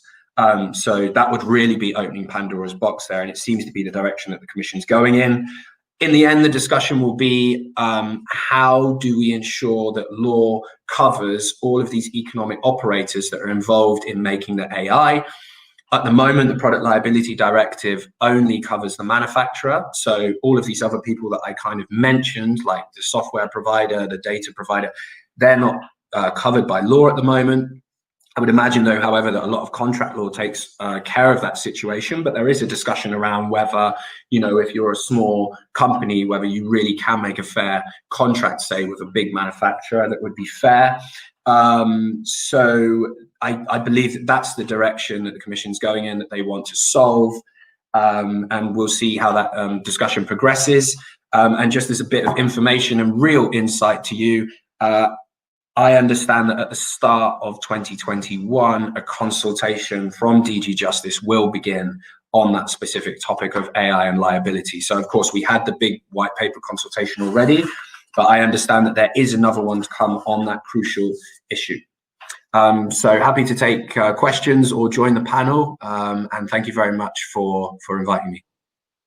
Thank you very much, Patrick, for a very interesting keynote. Which will also end the first part of this part of the program. But I would like to ask Jan to come back on the stage, and since we have 5 more minutes, I would like to ask each of you one question. First one for Jan, probably. You were speaking about the investments. Now Patrick was mentioning the regulation. How does the regulation and investments go well together, or how are they going hand in hand? What's the opinion on your side? Well, the clear legal rules are quite important for having, say, this Commission's favorite term, level playing field. However, while any overregulation would destroy any investments, and basically it can't be mitigated by more money. So if we take a wrong approach in Europe, it won't matter how much money we will pour into the AI investments and AI ecosystem. So this is quite a dangerous field, and I would rather be more cautious. There is a lot of let's say already existing tools. For instance, the Commission is talking about the gender bias of AI. I would love to remind them that we have something like the Charter of Fundamental Rights and Article 23, actually, that prohibits any gender discrimination in Europe. And well, regardless the technology and regardless if there's any AI involved.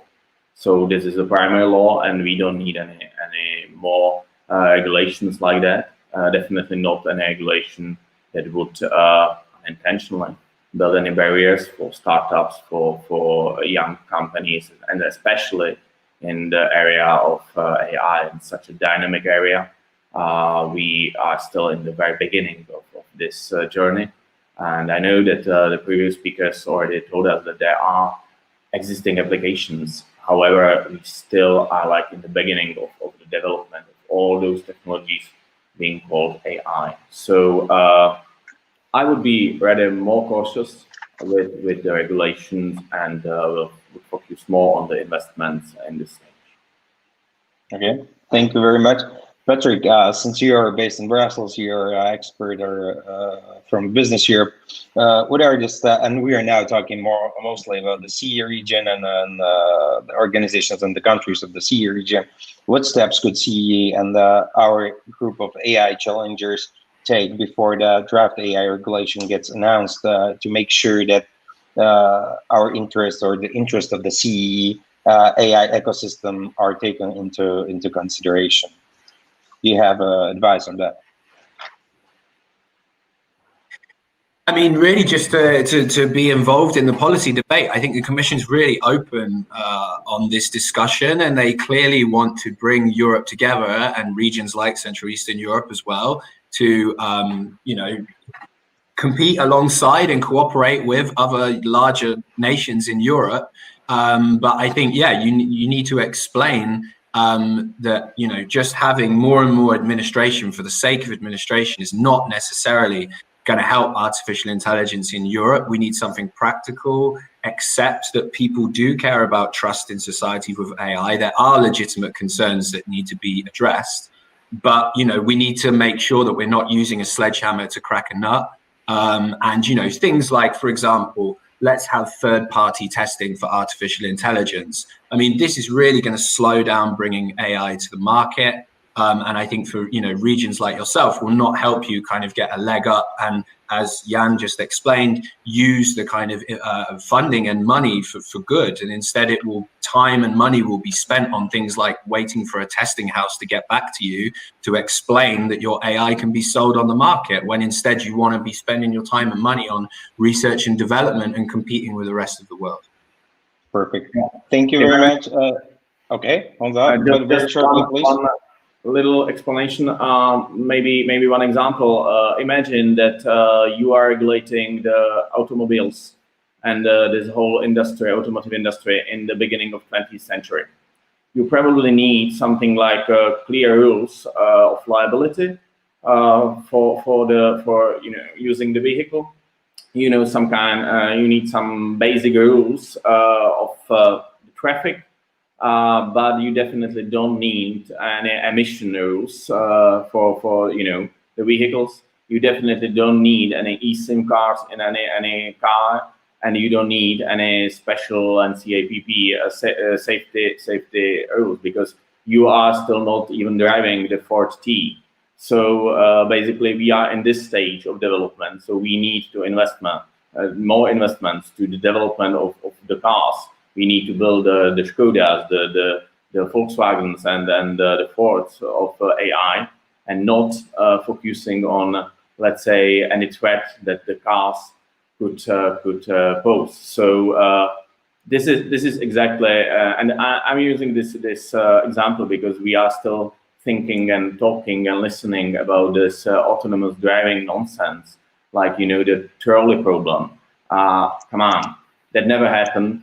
And if this gonna happen, like in 100 years, we will be very happy to have such a development. So let's focus on the current stage of AI. Let's focus on the problems we already have, like the facial recognition in public spaces, etc., etc.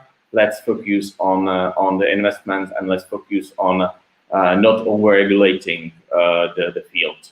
So we don't need emission norms for AI right now.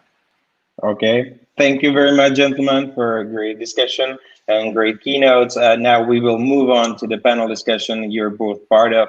The panel discussion will be moderated by Milena. So Milena, the stage is yours. Thank you, Ondřej. And let me now welcome and introduce our distinguished panelists. I will invite them, call them by their names, and invite them to join our virtual stage and say hello to our audience. The first will be Ms. Elena Todt, Member of European Parliament and Vice Chair of a Special Committee on Artificial Intelligence. Welcome, Edina. Thank you very much for the invitation. It's a pleasure for me to be here. Our second guest is Maciej Witucki, President of Polish Confederation of Industry Leviathan. Dzień dobry, Maciej. Dobrý den. Thank you very much and very happy to be with you. Our third guest is Petr Očko, Deputy Minister, Minister of Trade and Industry. Petře, ahoj. Hello, good morning. It's my pleasure to be here. Hi. Then I would like to invite you, Mr. Juha Heikkilä, Head of Robotics and AI Unit in DG Connect. Hello. Hello, good morning. Thank you very much for the invitation. It's a great pleasure to be part of this panel. Then please, notorically known, Mr. Patrick Grant, Advisor Business Europe. Could you join us again on the stage? Yes, hi. Hi. And last but not least, Mr. Jan Klesla, National Coordinator for European AI Centers. Ahoj, Honzo. Ahoj. So before we start with the debate, I would like to ask those from the audience who are following us. After the panel, there will be time for question and answers. If you have any question, please put them in the live chat, mention your name and organization you represent and whom you would like to address the questions. Okay, so let's start. First, we would like to look in the first part of our session. We will look at AI application and tools for economic recovery and growth.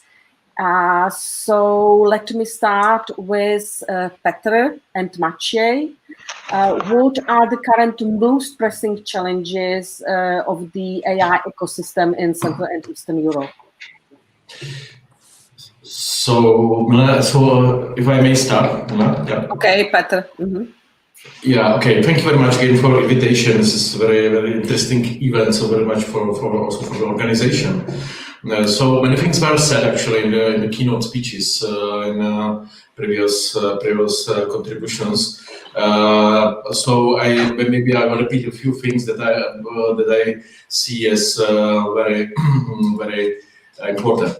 First, and I know that we will speak about it later on, but I would like to say that also having the Commission and the Parliament here is that we really need to cooperate on a reasonable regulation in the area of artificial intelligence. It was mentioned several times in previous contributions, and we will discuss it later. So I will not go into detail now, but we can definitely continue in the debate later on. The second topic that is actually change for the AI ecosystems in the Central and Eastern Europe is actually attraction of talents, I would say. So actually we have many successful examples. Definitely also colleagues from other countries can name a few ones. If I see Milena,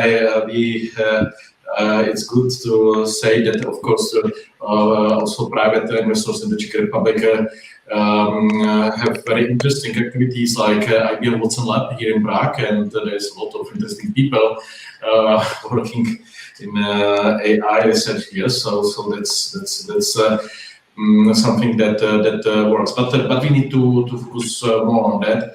I think that Central Europe is extremely interesting and attractive region from many points of view, and we need somehow to actually make it more visible, and maybe to invest into some incentives to attract these talents more. And maybe it's connected with the third challenge for the AI ecosystem. Actually, there are ambitions in many countries in Central and Eastern Europe, and definitely it's a case of the Czech Republic, to be actually a leader in innovations in some of the areas in artificial intelligence. So for the challenge is how to maybe coordinate more on research and innovation, how to be more visible also on European programs like Horizon and maybe Digital Europe that is focusing also on AI, and it's connected also a little bit also with attraction of talents, because excellent researchers and entrepreneurs bring innovation, bring excellent research, bring disruptive innovation. So this is something that maybe we could do better and more. And we will be very happy to actually bring the European value added into this. And just to say, actually, for us in the Czech Republic, it's very important part of national artificial intelligence strategy. So as well as the approach to regulation, to also the attraction of talents, but also R&D.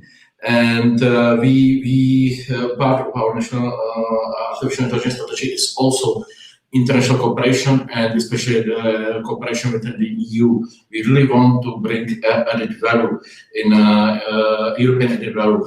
So I'm very happy that this conference is happening, and we are very happy to go closer cooperation in Central Europe or any other member state, and also with the Commission.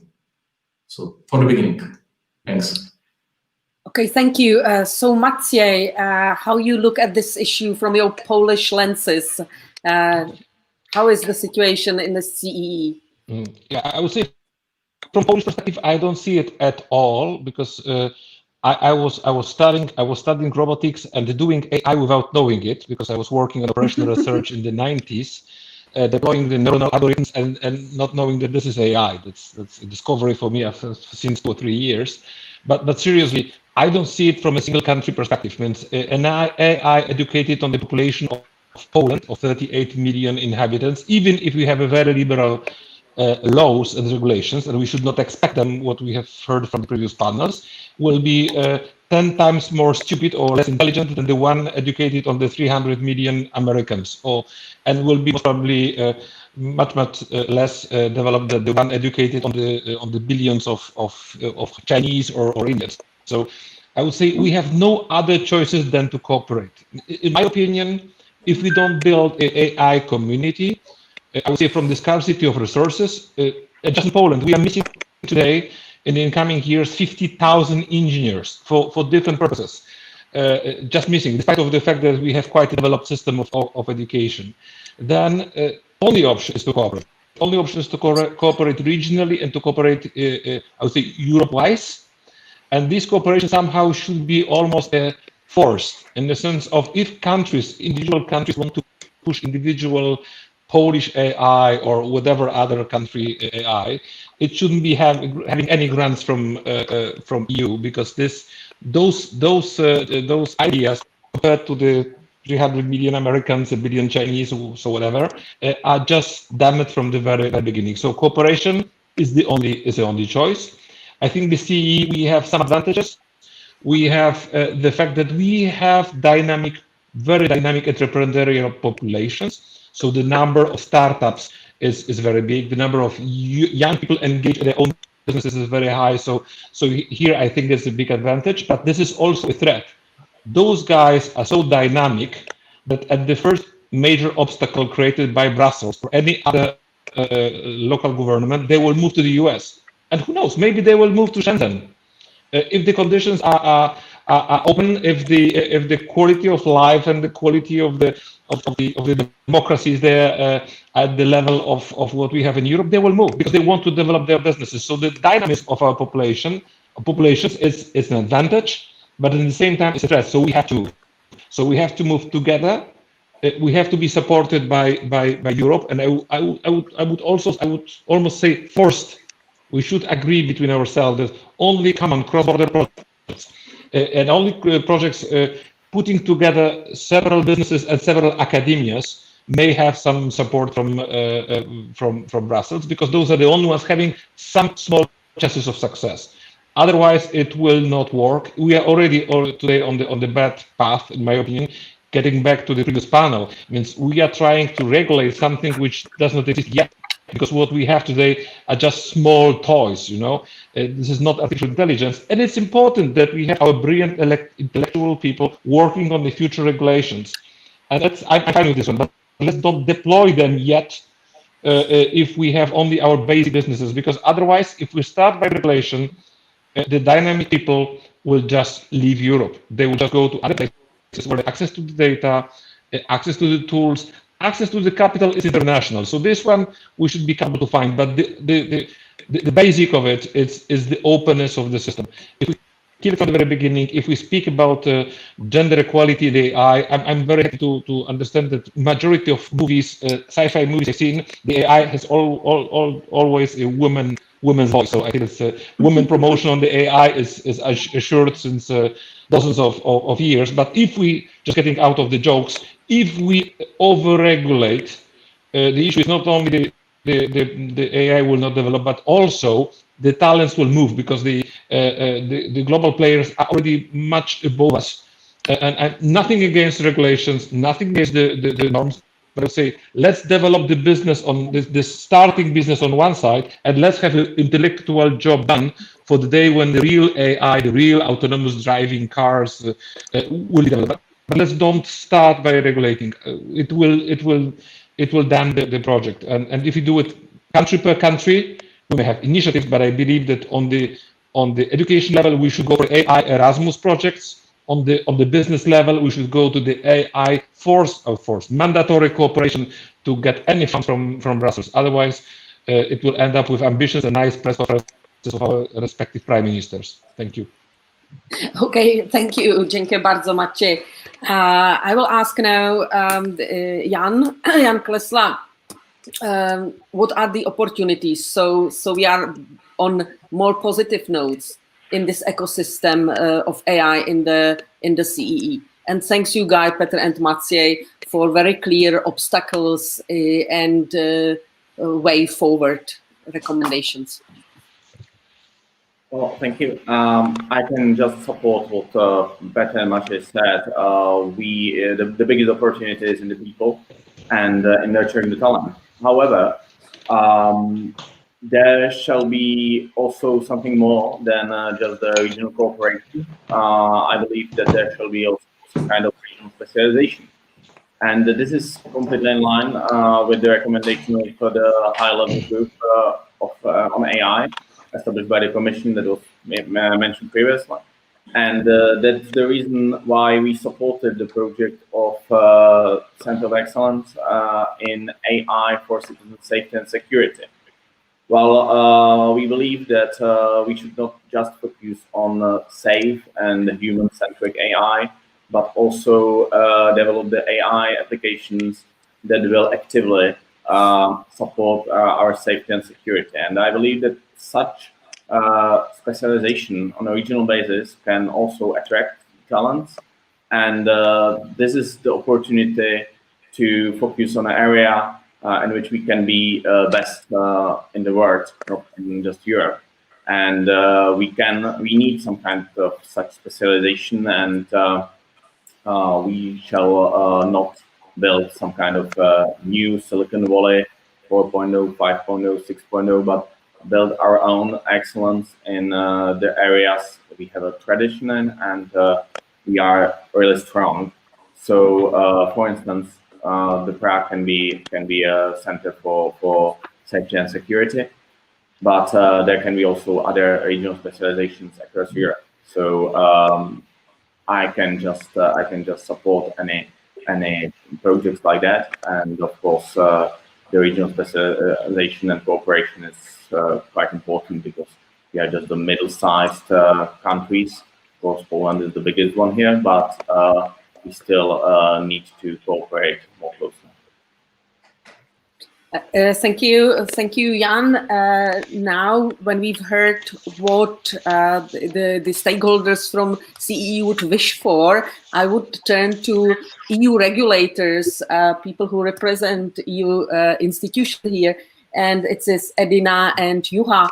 And so, according to you, what kind of policies are needed to facilitate the development of the AI technologies in this CEE region? Edina, please do start. Yes, if you allow me, I would like to start with a general comment, because I think it's important for everybody to know that in September we set up a new special committee in the European Parliament, the so-called IDA committee, which is not the abbreviation for the opera, but it's the abbreviation for the new Committee on Artificial Intelligence. And I have the honor to be vice chair of this committee. I'm Hungarian, so I'm saying this that you know that the Central Eastern European region is also represented in the board of this committee. And it's also important for you to know that the IDA committee will not deal with specific legislative acts, but it will rather create a framework to address many ethical, social, and economic implications of AI. And I think it's very important that during our work, we need to focus on the human dimensions in order that AI will always be at the service of our citizens. For me, this is very important that we put the human being in the center when we deal with AI, and I think this committee, which has the mandate for the time being for 1 year, will have a core importance in defining common EU objectives in the medium and long term, and include major steps needed to reach those targets. And what is important for Europe and also for the Central Eastern European region concerning the regulation, because you mentioned what is the opinion of the Parliament on this. I think when it comes to AI and regulation and policy, we need a very clear, proper legal framework, which represents our fundamental values. And I think it's crucial that we design a regulatory framework which ensures that innovation can flourish, and European, of course, also Central and Eastern European tech companies can be in the front line of this in a way that it's respectful for the fundamental rights of the individuals and our societal values. And I think it's very important that we should support the European Central and Eastern European enterprises which are operating here and creating future workplaces and like this building existing competitive advantages for this industry in our region. And Matsai said that it's very important to avoid over-regulation.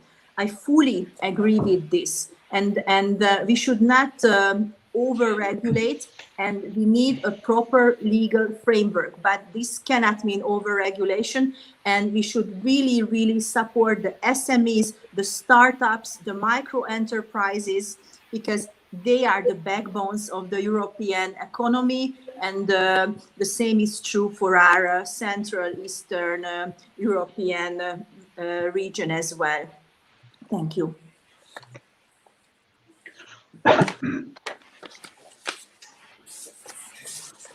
Okay, you have floor is yours now. Thanks very much. So there are some elements that I would like to mention in this context. So first of all, the policies that the CEE region would need to put in place or have in place. I think first of all, you should ensure that AI is one of the policy priorities. And I think that if it's not clear yet, but I do think it's in many of the countries, it is very clear also to the policymakers, but that's the first condition, I would say. So it's a future technology, it is already there, and it has enormous potential to facilitate our lives, improve our lives, and also improve our efficiency and productivity. And there are many, many benefits also in many other fields, and it can help us tackle a lot of the challenges that we face in our societies. So first, ensure that AI is one of the policy priorities. Secondly, and this was mentioned by Matsei, and it's very important, I think it should be, the efforts in this region and nationally should be aligned with the EU level efforts. So cooperation is very important. It's important for the scale on the one hand, but it's also important in order to prevent fragmentation. And the European Commission has been very active in coordinating the efforts of the member states. So already almost 2.5 years ago, we started working with the member states. So almost immediately after the publication of our first AI strategy, our communication on AI for Europe in April 2018, we started then the work with the member states in June, which resulted in the so-called coordinated plan on AI. That outlines some 70 actions that the member states and the Commission undertook in order to advance AI and to make AI serve the people and the businesses in Europe. And so this is the coordination framework that we put in place. This coordinated action plan is now being revised. And I've been very pleased to see that Central and Eastern European countries have been active in this work. You've been contributing to this work the first time around, and now with the revision as well. The revision is meant to be published at the end of the first quarter. Currently, that's the timetable.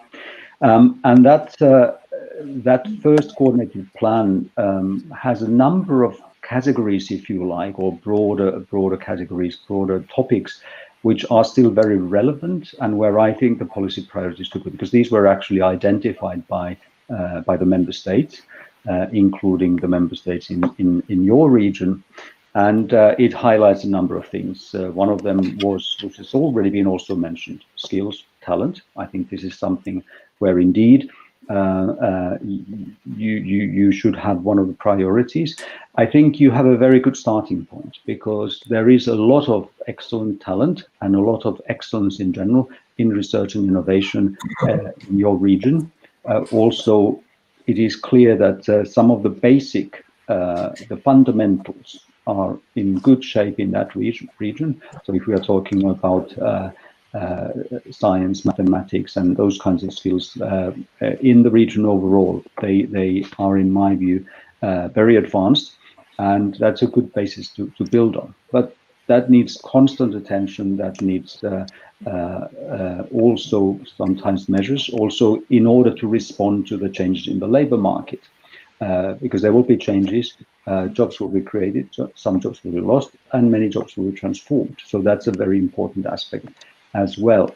Then, of course, another big topic that was identified by the member states is data, making data available, sharing data. So these are aspects which are very important in this context. Investment in research and innovation. That's another point that came up. This should continue. We need national efforts to complement the European level efforts. I agree with Matej that we need a coordination, and I can also assure you that what is funded through the framework program, most of the time that is collaborative research. There are some other types of instruments available, which is for individual labs, for example, like the ERC grants, and there are also the SME targeted actions. But the framework program research and innovation actions in the area of AI and robotics, those are collaborative research projects which require at least 3 partners from 3 different countries. But that research and innovation excellence that you have, that is not preserved without further attention. And then data. That's another thing, data sharing, data availability, which is an aspect that should be made, given attention. We have a European data strategy, which was published also in February, and we have things in the pipeline also in that regard. So those efforts should also be aligned with the EU level actions. Thank you. Thanks, Juha, and thank you for outlining a general overview of the situation in European policies and CEE specific situation. Now I would like to go more into AI regulation plans. A primary objective of the EU is in regulating AI is to build more trust. And we know in AI application, and we know that without trust, there is no deployment of AI. I would like to ask Patrick, Edina, and Peter, according to you, is this approach, is this regulation which is being proposed, will it succeed in promoting AI application across CEE businesses? Patrick, please, to start. Thanks very much, Milena. And yeah, I mean, the regulation can definitely achieve trust, but how much trust are we talking about here, and how far are we going to go with it? You know, is there going to be so much trust that there's no efficiency at all? Because if that's the case, then I suspect that the rollout of AI in Europe might happen, but it's not really going to be of any use. At the end of the day, I think policymakers need to understand when they're approaching the fact that they are going to set AI regulation for the first time, specifically in Europe, is that they need to understand that, you know, an element of risk will always exist in society. There is no such thing as 100% risk-free product, and I don't think there ever will be. There's always an element of residual risk, and that's what we're working with here to make as small as possible. At the end of the day, I think some of the bigger things to achieve, apart from safety and trust and things like that, is really around achieving transparency. I think that should be at the core of this. People just want to know why decisions were taken and be able to go back and check them. I think if that can be achieved, then, you know, this idea of enabling trust in the long term would be a good thing for Europe, because it would be, you know, a region that's kind of taken that seriously and built it into its products at the very beginning. But as I said, you know, how far are we going to go with this trust issue, and how much is it going to impact the actual efficiency of the AI that's being brought to the market? You know, we should also realize that many things already exist that impact AI technologies anyway. We have product safety legislation, we have privacy legislation, we have cybersecurity legislation, we have liability legislation, we have non-discrimination laws in national member states, we have social partner discussions on how AI and new technologies can be used in the workplace.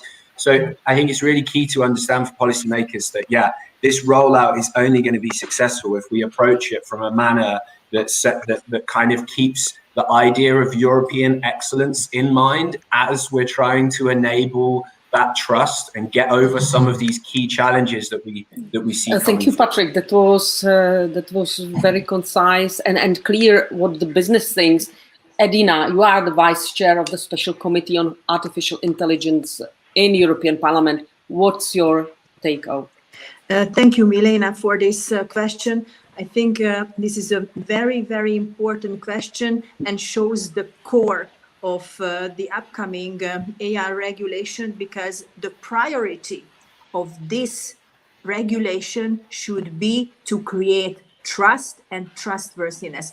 I still see that many citizens are very much afraid of AI because they don't really know the consequences and the effects of AI. And I think it's very important that we shall create the trust of our citizens concerning AI. But first of all, I think it's important that we should define what does a trustworthy AI means. And I think we should define this. And for me, trustworthy AI means that an AI system is equipped with high quality data, and this is paramount to successful AI projects, and this can address the concerns such as an AI system bias. So put it in other words, an AI system is trustworthy if there is no or minimal risk for fundamental rights and safety. And in addition, a trustworthy AI system respects in all circumstances, and this is very important, the privacy of each and every individual. And in this regard, I think it's crucial that we need to further raise awareness and educate the consumers about what AI is, when and how it is used, what are the risks, and what can we do if something goes wrong. And in the end, it's a common interest of the businesses and consumers and the industry that we create with the upcoming AI regulation a trustworthy system from what the citizens are not afraid of to use and they can trust. Thank you. Okay, and now, Peter, you represent member states and Ministry of Trade. So please tell us what's your opinion.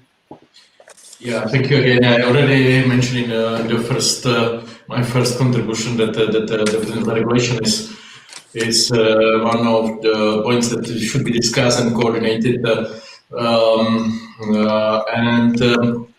To start, I just say that I think that Europe has a unique chance. We have a unique chance to be a trendsetter in AI regulation. I think that what was done in also the European level, I think we cannot say that we are so much behind in approach to regulation. What I mean is that I think, and it was said already in the previous contribution, that Europe is clearly putting forward the topic of fundamental rights, ethical and trustworthy AI.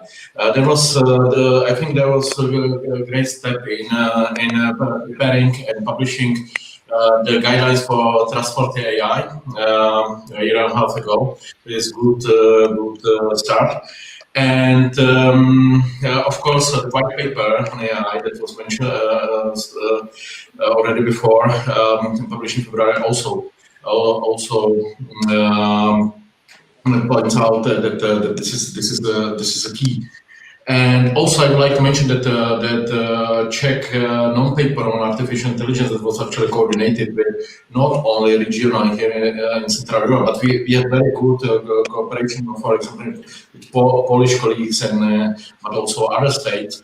Was mentioning that fundamental rights and human-centric AI are key. This is for the beginning, and this is very important, and it means that we need to set some red lines, and that should be clear. And these red lines should be defined clearly and simple. On the other hand, we need to have clear and simple rules, and definitely not to over-regulate. So I was starting with the first point that is really important, and I think that we need Europe can be a leader in AI legislation. But on the other hand, we definitely have to seek not to over-regulate. Over-regulation, it was said already before, kills innovation, and we could probably all of us could name a few examples when. With a good intention to regulate some areas, we killed innovation here in Europe, and other parts of the world were actually faster and we hardly catch them in technologies and other areas. So this is something we have to balance. We should base our steps in regulation on impact assessment, on a discussion with stakeholders, and having in mind the innovation ecosystem. I was very happy to hear from Maciej and also from Juha that innovation is a key, and definitely we support European coordination on innovation actions. And we have to just see that regulation makes the research and innovation in the area of AI more difficult. So we could even more lose the technological part of the race in the artificial intelligence. So that's next point that I wanted to stress. And the third point that actually I wanted to say is that definitely we need to have some discussion on digital sovereignty, and definitely the discussions on artificial intelligence and data are very much connected. It was already mentioned, and we need to discuss it in a, I would say, connected manner. But on the other hand, from the Czech point of view, definitely and it was already said in the beginning, but just to stress it again, this part of the discussion, we definitely should actually not to come to the point where we support protectionism instead of protection of data. Protectionism on the level of actually not letting the companies from third countries, especially from third countries that share European values, that I would like to stress. I think that's important, not to build the walls and to let them to be part of the discussion and of implementation of digital ecosystem based on artificial intelligence here in the European Union. So yes, we have to balance on many levels, but we should avoid over-regulation, and we should avoid pure protectionism. So that's I would say that are our main points. Okay, thank you all for your answers. I think it will be the demanding task to strike a right balance between safety and possibility and trust and possibility to innovate, as well as stay open for business and avoid protectionistic tendencies we see on the rise. Who are the most important are those who are consumers and users of AI, and this will be decisive, aspect if we succeed to promote AI across CEE. So I would like to ask Edina, Petr, and Maciej, what are the primary concerns of users of AI? What should businesses have in their minds while developing AI applications? And Edina, we start with you, because you already mentioned in your speech that it's privacy what is on consumers' mind. Yes. So please, floor is yours. Thank you, Milena. And this question is also linked with the previous question, which is trust. And I think the most visible and loudest concern touch upon the issue of privacy violation, discrimination, or lack of trust. And therefore, it's crucial to create a trustworthy AI system. And AI applications are prone to high level of errors in terms of fundamental values. And I believe we need to focus on the human dimensions in order that AI will always be at the service of our citizens. We should put the citizens in the middle. And I truly believe that our committee in the parliament, IDA, will also have an importance in defining these objectives, which will also take into consideration how is it possible to find the most appropriate answer to this big challenge. And I think it's also important that businesses should earn the trust of our citizens. And as I mentioned earlier, therefore, it's important to define what is the trustworthy AI system. Therefore, we need the high quality data which can address the concern of the citizens. And if we manage to do this, I think we can have an AI system where there are no or minimal risk for fundamental rights and safety, and which will respect the privacy of the individuals. And I think we should work on this in the coming months and years, because this will be the key for the future success of AI. Thank you. Okay, thanks so much. Petr, what's your opinion about concerns? That's I will continue as Edina said. Actually, this is a question that follows on the previous. I fully agree that definitely we have to build trust for the ecosystem, and trust is a key point in data and AI, and actually all the new technologies are dealing with 5G, and it's I think it's very much a logical problem there. But coming back what the businesses should address, I think that to address the necessity to build trustworthy ecosystem, but on the other hand to allow for not too much regulation, only in the necessary areas.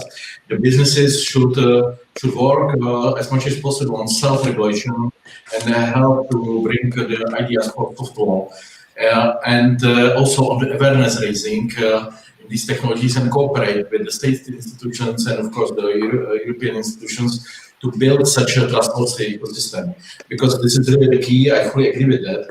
And if we fail to build a trustworthy ecosystem in cooperation with business, then unfortunately, probably there will be call for more strict regulation. So I think for the business, it's very much important to be in discussion that we are today. That's great. On what can be the self-regulation. Maybe also how to pilot the regulation through some sandboxes. Pilot projects to have a regulation that will be relevant. It will be not too excessive regulation. On the other hand, we do not fail to create the trustworthy ecosystem. Okay, thanks, Petr. And Maciej, your opinion, what you can add to this, what was said here now?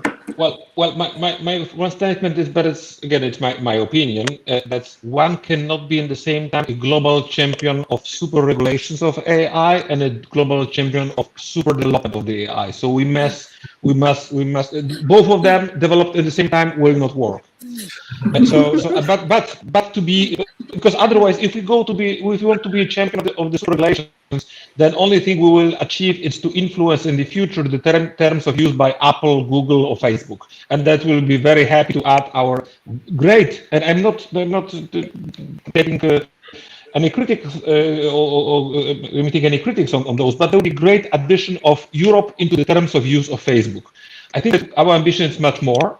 So the solution to it, I think that the solution is to stage the approach. in the sense of today, we don't have AI, with all respect, means being somebody who have been doing some of those algorithms in my past life. We have half-brain automates.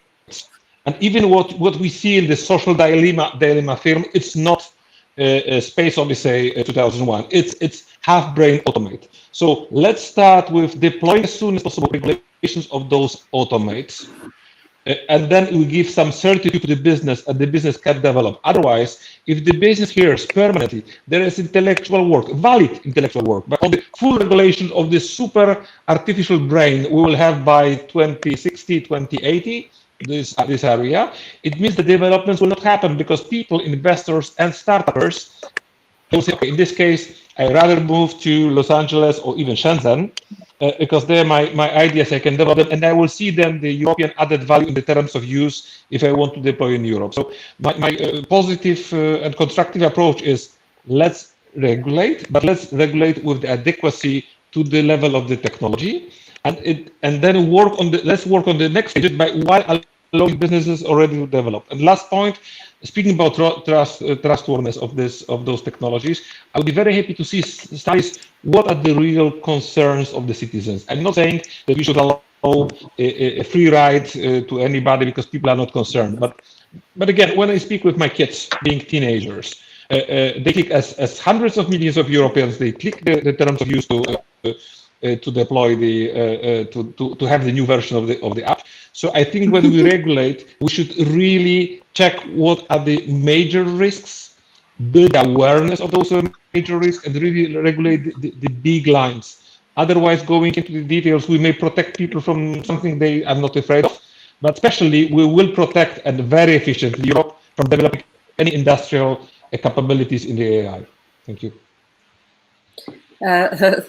Thanks, Maciej. And you move us to my second question, Juha, and then Patrick. I would like to ask you, and you've heard some concerns that the regulation and the way how we regulate can impact the competitiveness, and what you would say to that, Juha? So obviously, I think I would like to sort of take diffuse a bit to the concerns that have been raised here. So by saying that for us in the European Commission, we really think it's very important to strike the right balance between innovation and protection. We have stated it in our AI communications and in our appearances publicly that we think it's very important for the EU to stay at the forefront of AI development and to be a place where there is AI excellence and AI expertise and strong investment. So that's why we want to have a strong balance, right balance. We are not planning to regulate artificial general intelligence. Corner, also according to the high level, they just refer to it in the footnote. They don't see it forthcoming, and many experts internationally also feel the same. We are in many cases talking about narrow AI. So in that sense, and one key thing to mention here is that the approach that we have in the white paper is this approach. So it is actually aiming to be, on the one hand, proportionate but also flexible, and so you know, regulation doesn't necessarily immediately mean. And regulation has, of course, the advantage that it provides predictability and legal certainty. So if you have a framework in place, the operators, the players in the field, either they developers or users, they framework and they know how to operate in it. And this kind of certainty and predictability is quite important, in fact. And people that I've talked to in my job, people from outside Europe, people working in businesses who are also developing them or in university labs, they say that actually this can be even an advantage. So I think this dichotomy or antagonism between regulation, no innovation, no regulation, is just not correct. So we need a balance there, obviously, and that balance, in our view, can be reached according to the approach that we have put forward. And And I would also like to then say, this was mentioned already in a couple of statements earlier, that trust is a prerequisite uptake. Uptake will only be enable then the benefits of AI to materialize. So we need to have an approach, which is what has guided our work in this area. We need to have an approach which ensures trust, because if we don't have trust, we might have a backlash. So if people turn their backs on this technology completely, then we won't have any benefits. And then we might even end up in a situation where the development of this technology becomes very difficult. So we want to advocate, promote the development of this technology, but we want to make sure that this technology can be used with confidence and security. We do think that this kind of a balance can, in fact, be achieved. And also internationally, I would perhaps also point out that currently we have a certain landscape. That landscape may not be constant, that may be changing.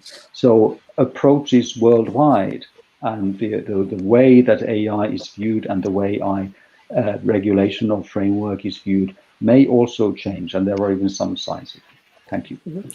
Thanks to Patrick. So what the voice of the European business says? Are we striking the right balance? What would you say? Thanks very much. Well, I mean, we're about to see if we're going to strike the right balance, right, with the regulation coming next year. But I definitely have sympathy with what the Commission just said on the fact of that you can't always say that regulation is bad for innovation. Definitely business would agree that we need clear rules and everybody needs to know their responsibilities. And of course, that legal certainty enables businesses to go forward and be confident to do things in the market. At the same time, I am sort of worried about this balance and what this could do to Europe's competitiveness because of some of the policy makers' discussions that are going on. I don't think it's in the majority, but more the minority. But, you know, to say things like essentially policymakers look at AI and I feel that some of them approach it with mistrust already embedded in their mind, as if this future AI of cognitive robots is already here with us today and is doing bad things. No, this is just an imagination of the future. We should really be speaking about what's on the ground and what's here now. So to say things like artificial intelligence is breaching the fundamental rights of Europeans on a grand scale and that this is the biggest thing that Europeans are worried about at the moment, I think is a bit over the top. I think if you speak to most Europeans, they would be worried about climate change. They would be worried about the education of their children. They'd be worried about the fact that there's air pollution, too much traffic on the roads. And these kind of issues can be solved by artificial intelligence and make us more efficient and enable us to, you know, balance resources more effectively to beat climate change, to improve the education of our children, to give us better healthcare. So I think all of that needs to be taken together and not isolated. And it's a really important thing because this isn't just about rollout of AI, the economy, benefits to our society, giving people better jobs, etc., etc. This is really about Europe's worthiness in the world and whether we're going to be a competitive region like the USA and like China, and whether we're going to impact these debates. Because this global race is already happening, and we have to understand that we're in a position where we're competing with large regions of the world with huge markets that have relatively relaxed conditions for building artificial intelligence, but also processing data. I mean, you want to speak about bias. To eliminate bias, we need as much data as possible, but we live underneath the GDPR. Now, I'm not asking for a change of the GDPR. I think it's a great thing for citizens and we're pushing it out around the world and it's definitely giving us a, you know, a head start in that debate. But at the same time, we need to understand that if we're moving towards a society where regulators in the EU only allow businesses to essentially process things on the basis of consent, we're saying that a lot of data is not going to be able to be possible to be accessed by businesses to use it to build AI, to de-bias the AI. Now, I'm not saying I have a solution for that, but it's just something that we need to understand in the kind of tools that we have to compete with the rest of the world. And if we don't get it right with this legislation, then what we can accept for the future is essentially artificial intelligence products coming on our markets from places and made in ways that potentially we don't agree with, but are going to be brought and used anyway. Because essentially, if you have a good quality product that achieves something for the society at a good price, it will be rolled out around Europe. And so it's really up to Europe now at this crucial moment to decide, do we want to put European AI and excellence in AI within those groups of products from other regions for people to choose from? Or do we want to essentially, as you say, get the balance incorrect and lower our competitiveness at this early stage of AI development? Okay, thanks, Patrick. I think that we explored into the depths the AI regulation part. I would like to now turn to the third part of our debate, which is on EU investments. And I would like to ask you, Patrick, so that you have no rest, what additional costs may AI companies expect due to additional requirements stemming from the AI regulation and increasingly fractured global regulatory landscape? Yeah, I mean, there'll definitely be an increase in costs, obviously. But again, this is a long-term policy from the Commission to try and have a third way of kind of AI development and rollout around Europe. But if you simply just want to speak about costs, I mean, of course, for businesses, if you have to add more design features, or if you have to, spend your time carrying out administration instead of developing and researching your AI, of course, that's kind of time that you've lost compared to maybe some other suppliers around the world who don't have to do those things. I think the biggest cost issue here will be around certification and whether the Commission says that mandatorily you need to certify your AI product before it comes on the market. Now, certification obviously happens with a number of products already. It happens in like medicines, for example, which is obviously understandable. When you say AI, though, this isn't just a finite single product. This is really anything. It can be driverless car. It could be, like a software on your computer that makes automatic meetings with people on the basis of their time schedule. So you can see the difference between risk is huge. Whether you have to certify or not is, I think should really be taken on a case-by-case basis. But certification in terms of time to market and, finding people that even understand this stuff to be able to certify it anyway, that aren't the businesses, but an independent authority, is also going to be something that I think costs member states a lot, not just businesses as well.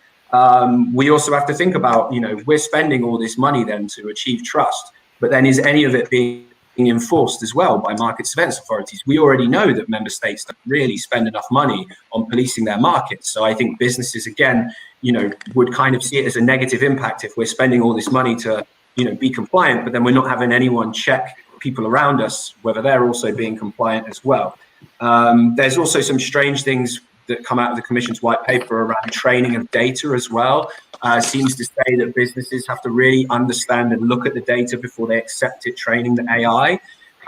That's kind of a weird one. I don't even know if it's about a costing thing. I just think a lot of businesses faced with that wouldn't even understand how to practically put that into action, because essentially what the Commission is saying is you should only accept data that is compliant with EU laws.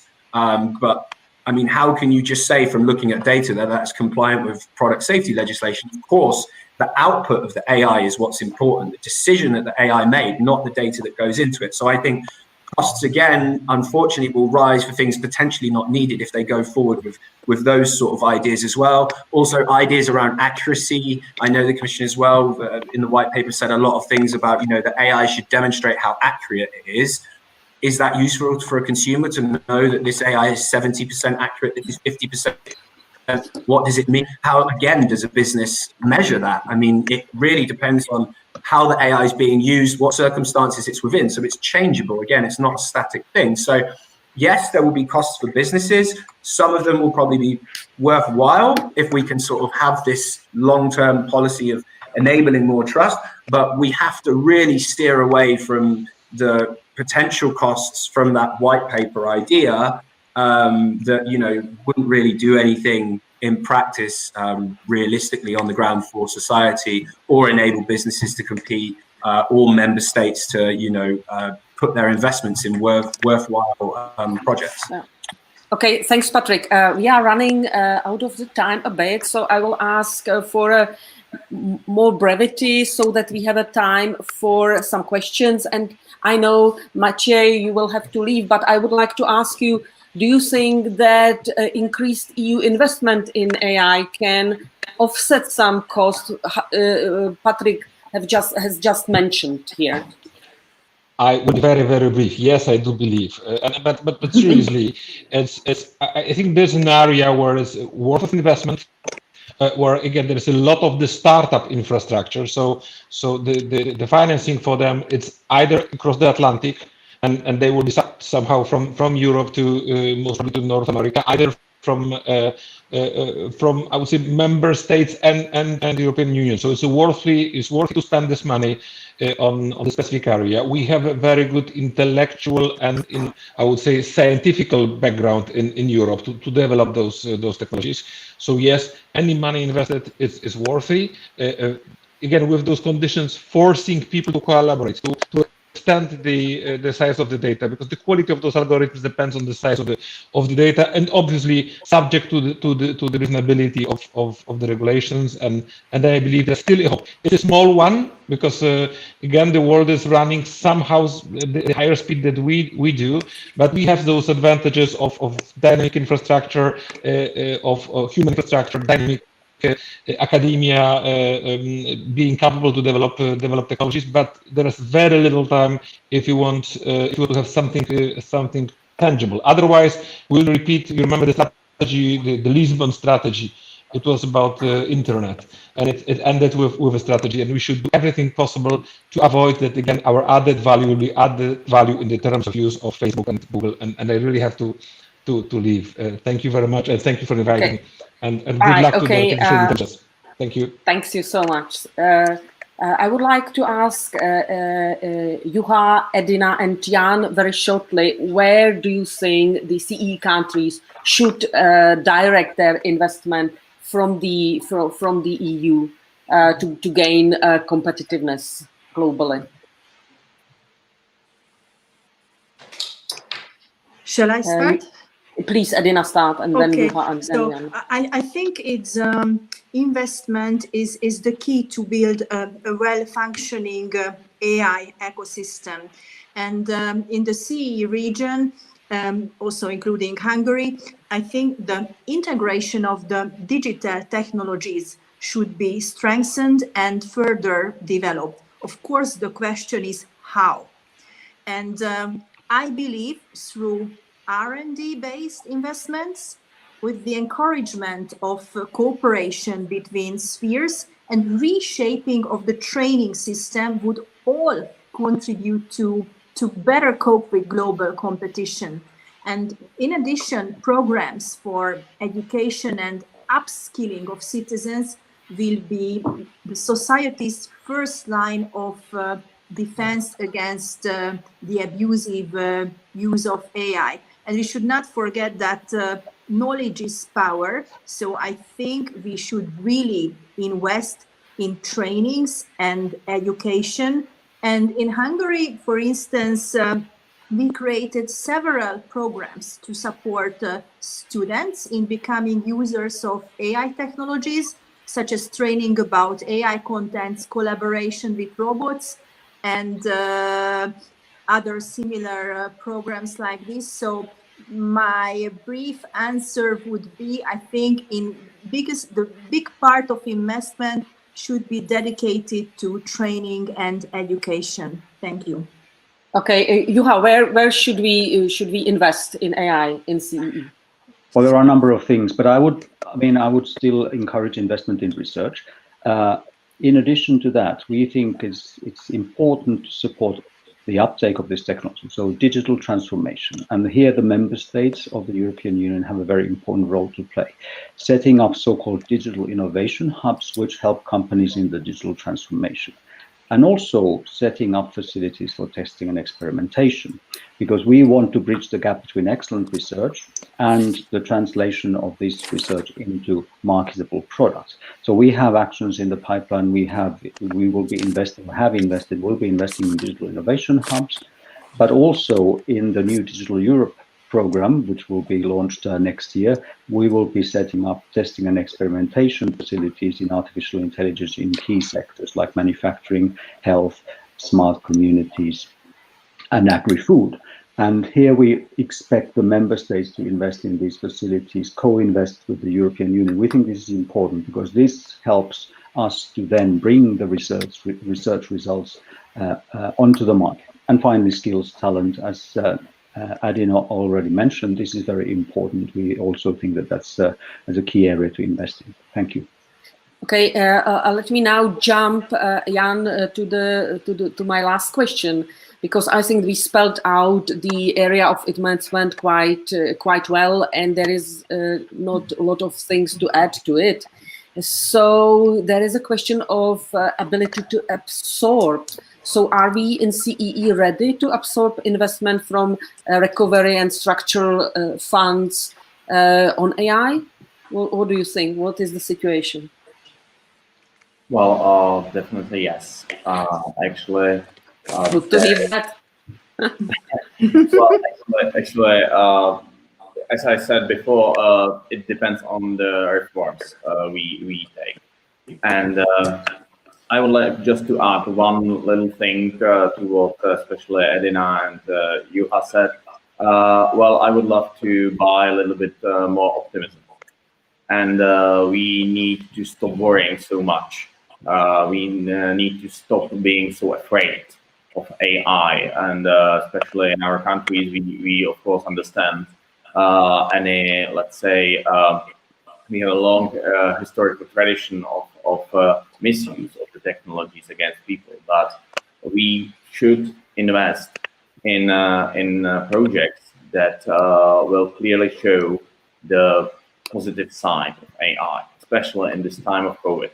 So projects that will ensure safety of citizens, that will help their lives, that will help us all to tackle this crisis. So this is the area I would love to see, let's say, more investments going to, and of course I would love to see more projects from the business in this area as well. So and of course we can invest endless money to such a projects right now. So just please be a little bit more optimistic, and let's be a optimist, because I believe that we all are like here to support the AI, but we are still talking about regulations and negative sides, etc., etc. So maybe we could end in a little bit more positive way. And at least say that we should invest more in not just into the people, of course, right, but also into the AI that will help people and that will show that this is one of the most marvelous technology or set of technologies. We have the luck to see in our lives. Thank you, Jan. I think that we explored into depth the debate, and I think that we don't have much time. But let me, and a lot of questions we have in chat were already answered during the discussion. But the biggest opportunities, if you could spell out the biggest opportunities for AI in CEE region, what would it be? For Petr. The biggest, I misheard the last part of the question. What the biggest opportunities for AI in CEE would it be? Yeah, it's a question from Theodor Panyakotov from Sofia. Yeah, I think actually many things were said. Actually, I think the CEE region has a great history of close cooperation. We are part of Europe. We can bring a lot of European value added by close cooperation. We have a great history of research related to AI, robotics, and so on. As you know, robot is a Czech word invented by Czech writer Karel Čapek. So, but I think we can bring more to research innovation, and we have great people. We in all of these Central European countries have now its strategies to help to increase digital skills, AI skills. We want to attract talents. We invest very much into innovation and research. I think if we get closer to European projects like AI centers of excellence, we can definitely help Europe to be a technological leader, but also regulatory leader, in the sense that to have wise and smart regulation, not over regulation in AI. So that's Okay. I think we can bring. Okay, thank you so much. There was also one question for Edina, if public can attend a hearing on health and AI. So Edina, is it possible? On next week, I think on Tuesday, the IDA committee will organize a hearing on AI and health. And I will ask my assistant to send you the link where the public can follow this very interesting and important hearing. Okay, thank you so much. Thank you all wonderful panelists. Just let me wrap it up, our panel. And I will ask Ondřej for closing remarks. Thank you, Milena, and we're at the end of the program, so let me thank to all of our speakers and panelists for amazing discussion. I know it's a cliche, but it was very fruitful, at least to me. Also to our audience for making the time and being with us today. On behalf of the Confederation of Industry, I would like to assure you that we, along with our fellow AI challengers from the CEE region, will continue to actively partake in the AI policy discussions in Brussels by gathering and presenting CEE AI ecosystem positions to the EU and also the national policymakers. I will be looking forward to for our upcoming discussions, and let me thank you very much once again. Stay well and healthy, and I hope to see you all soon. Thank you.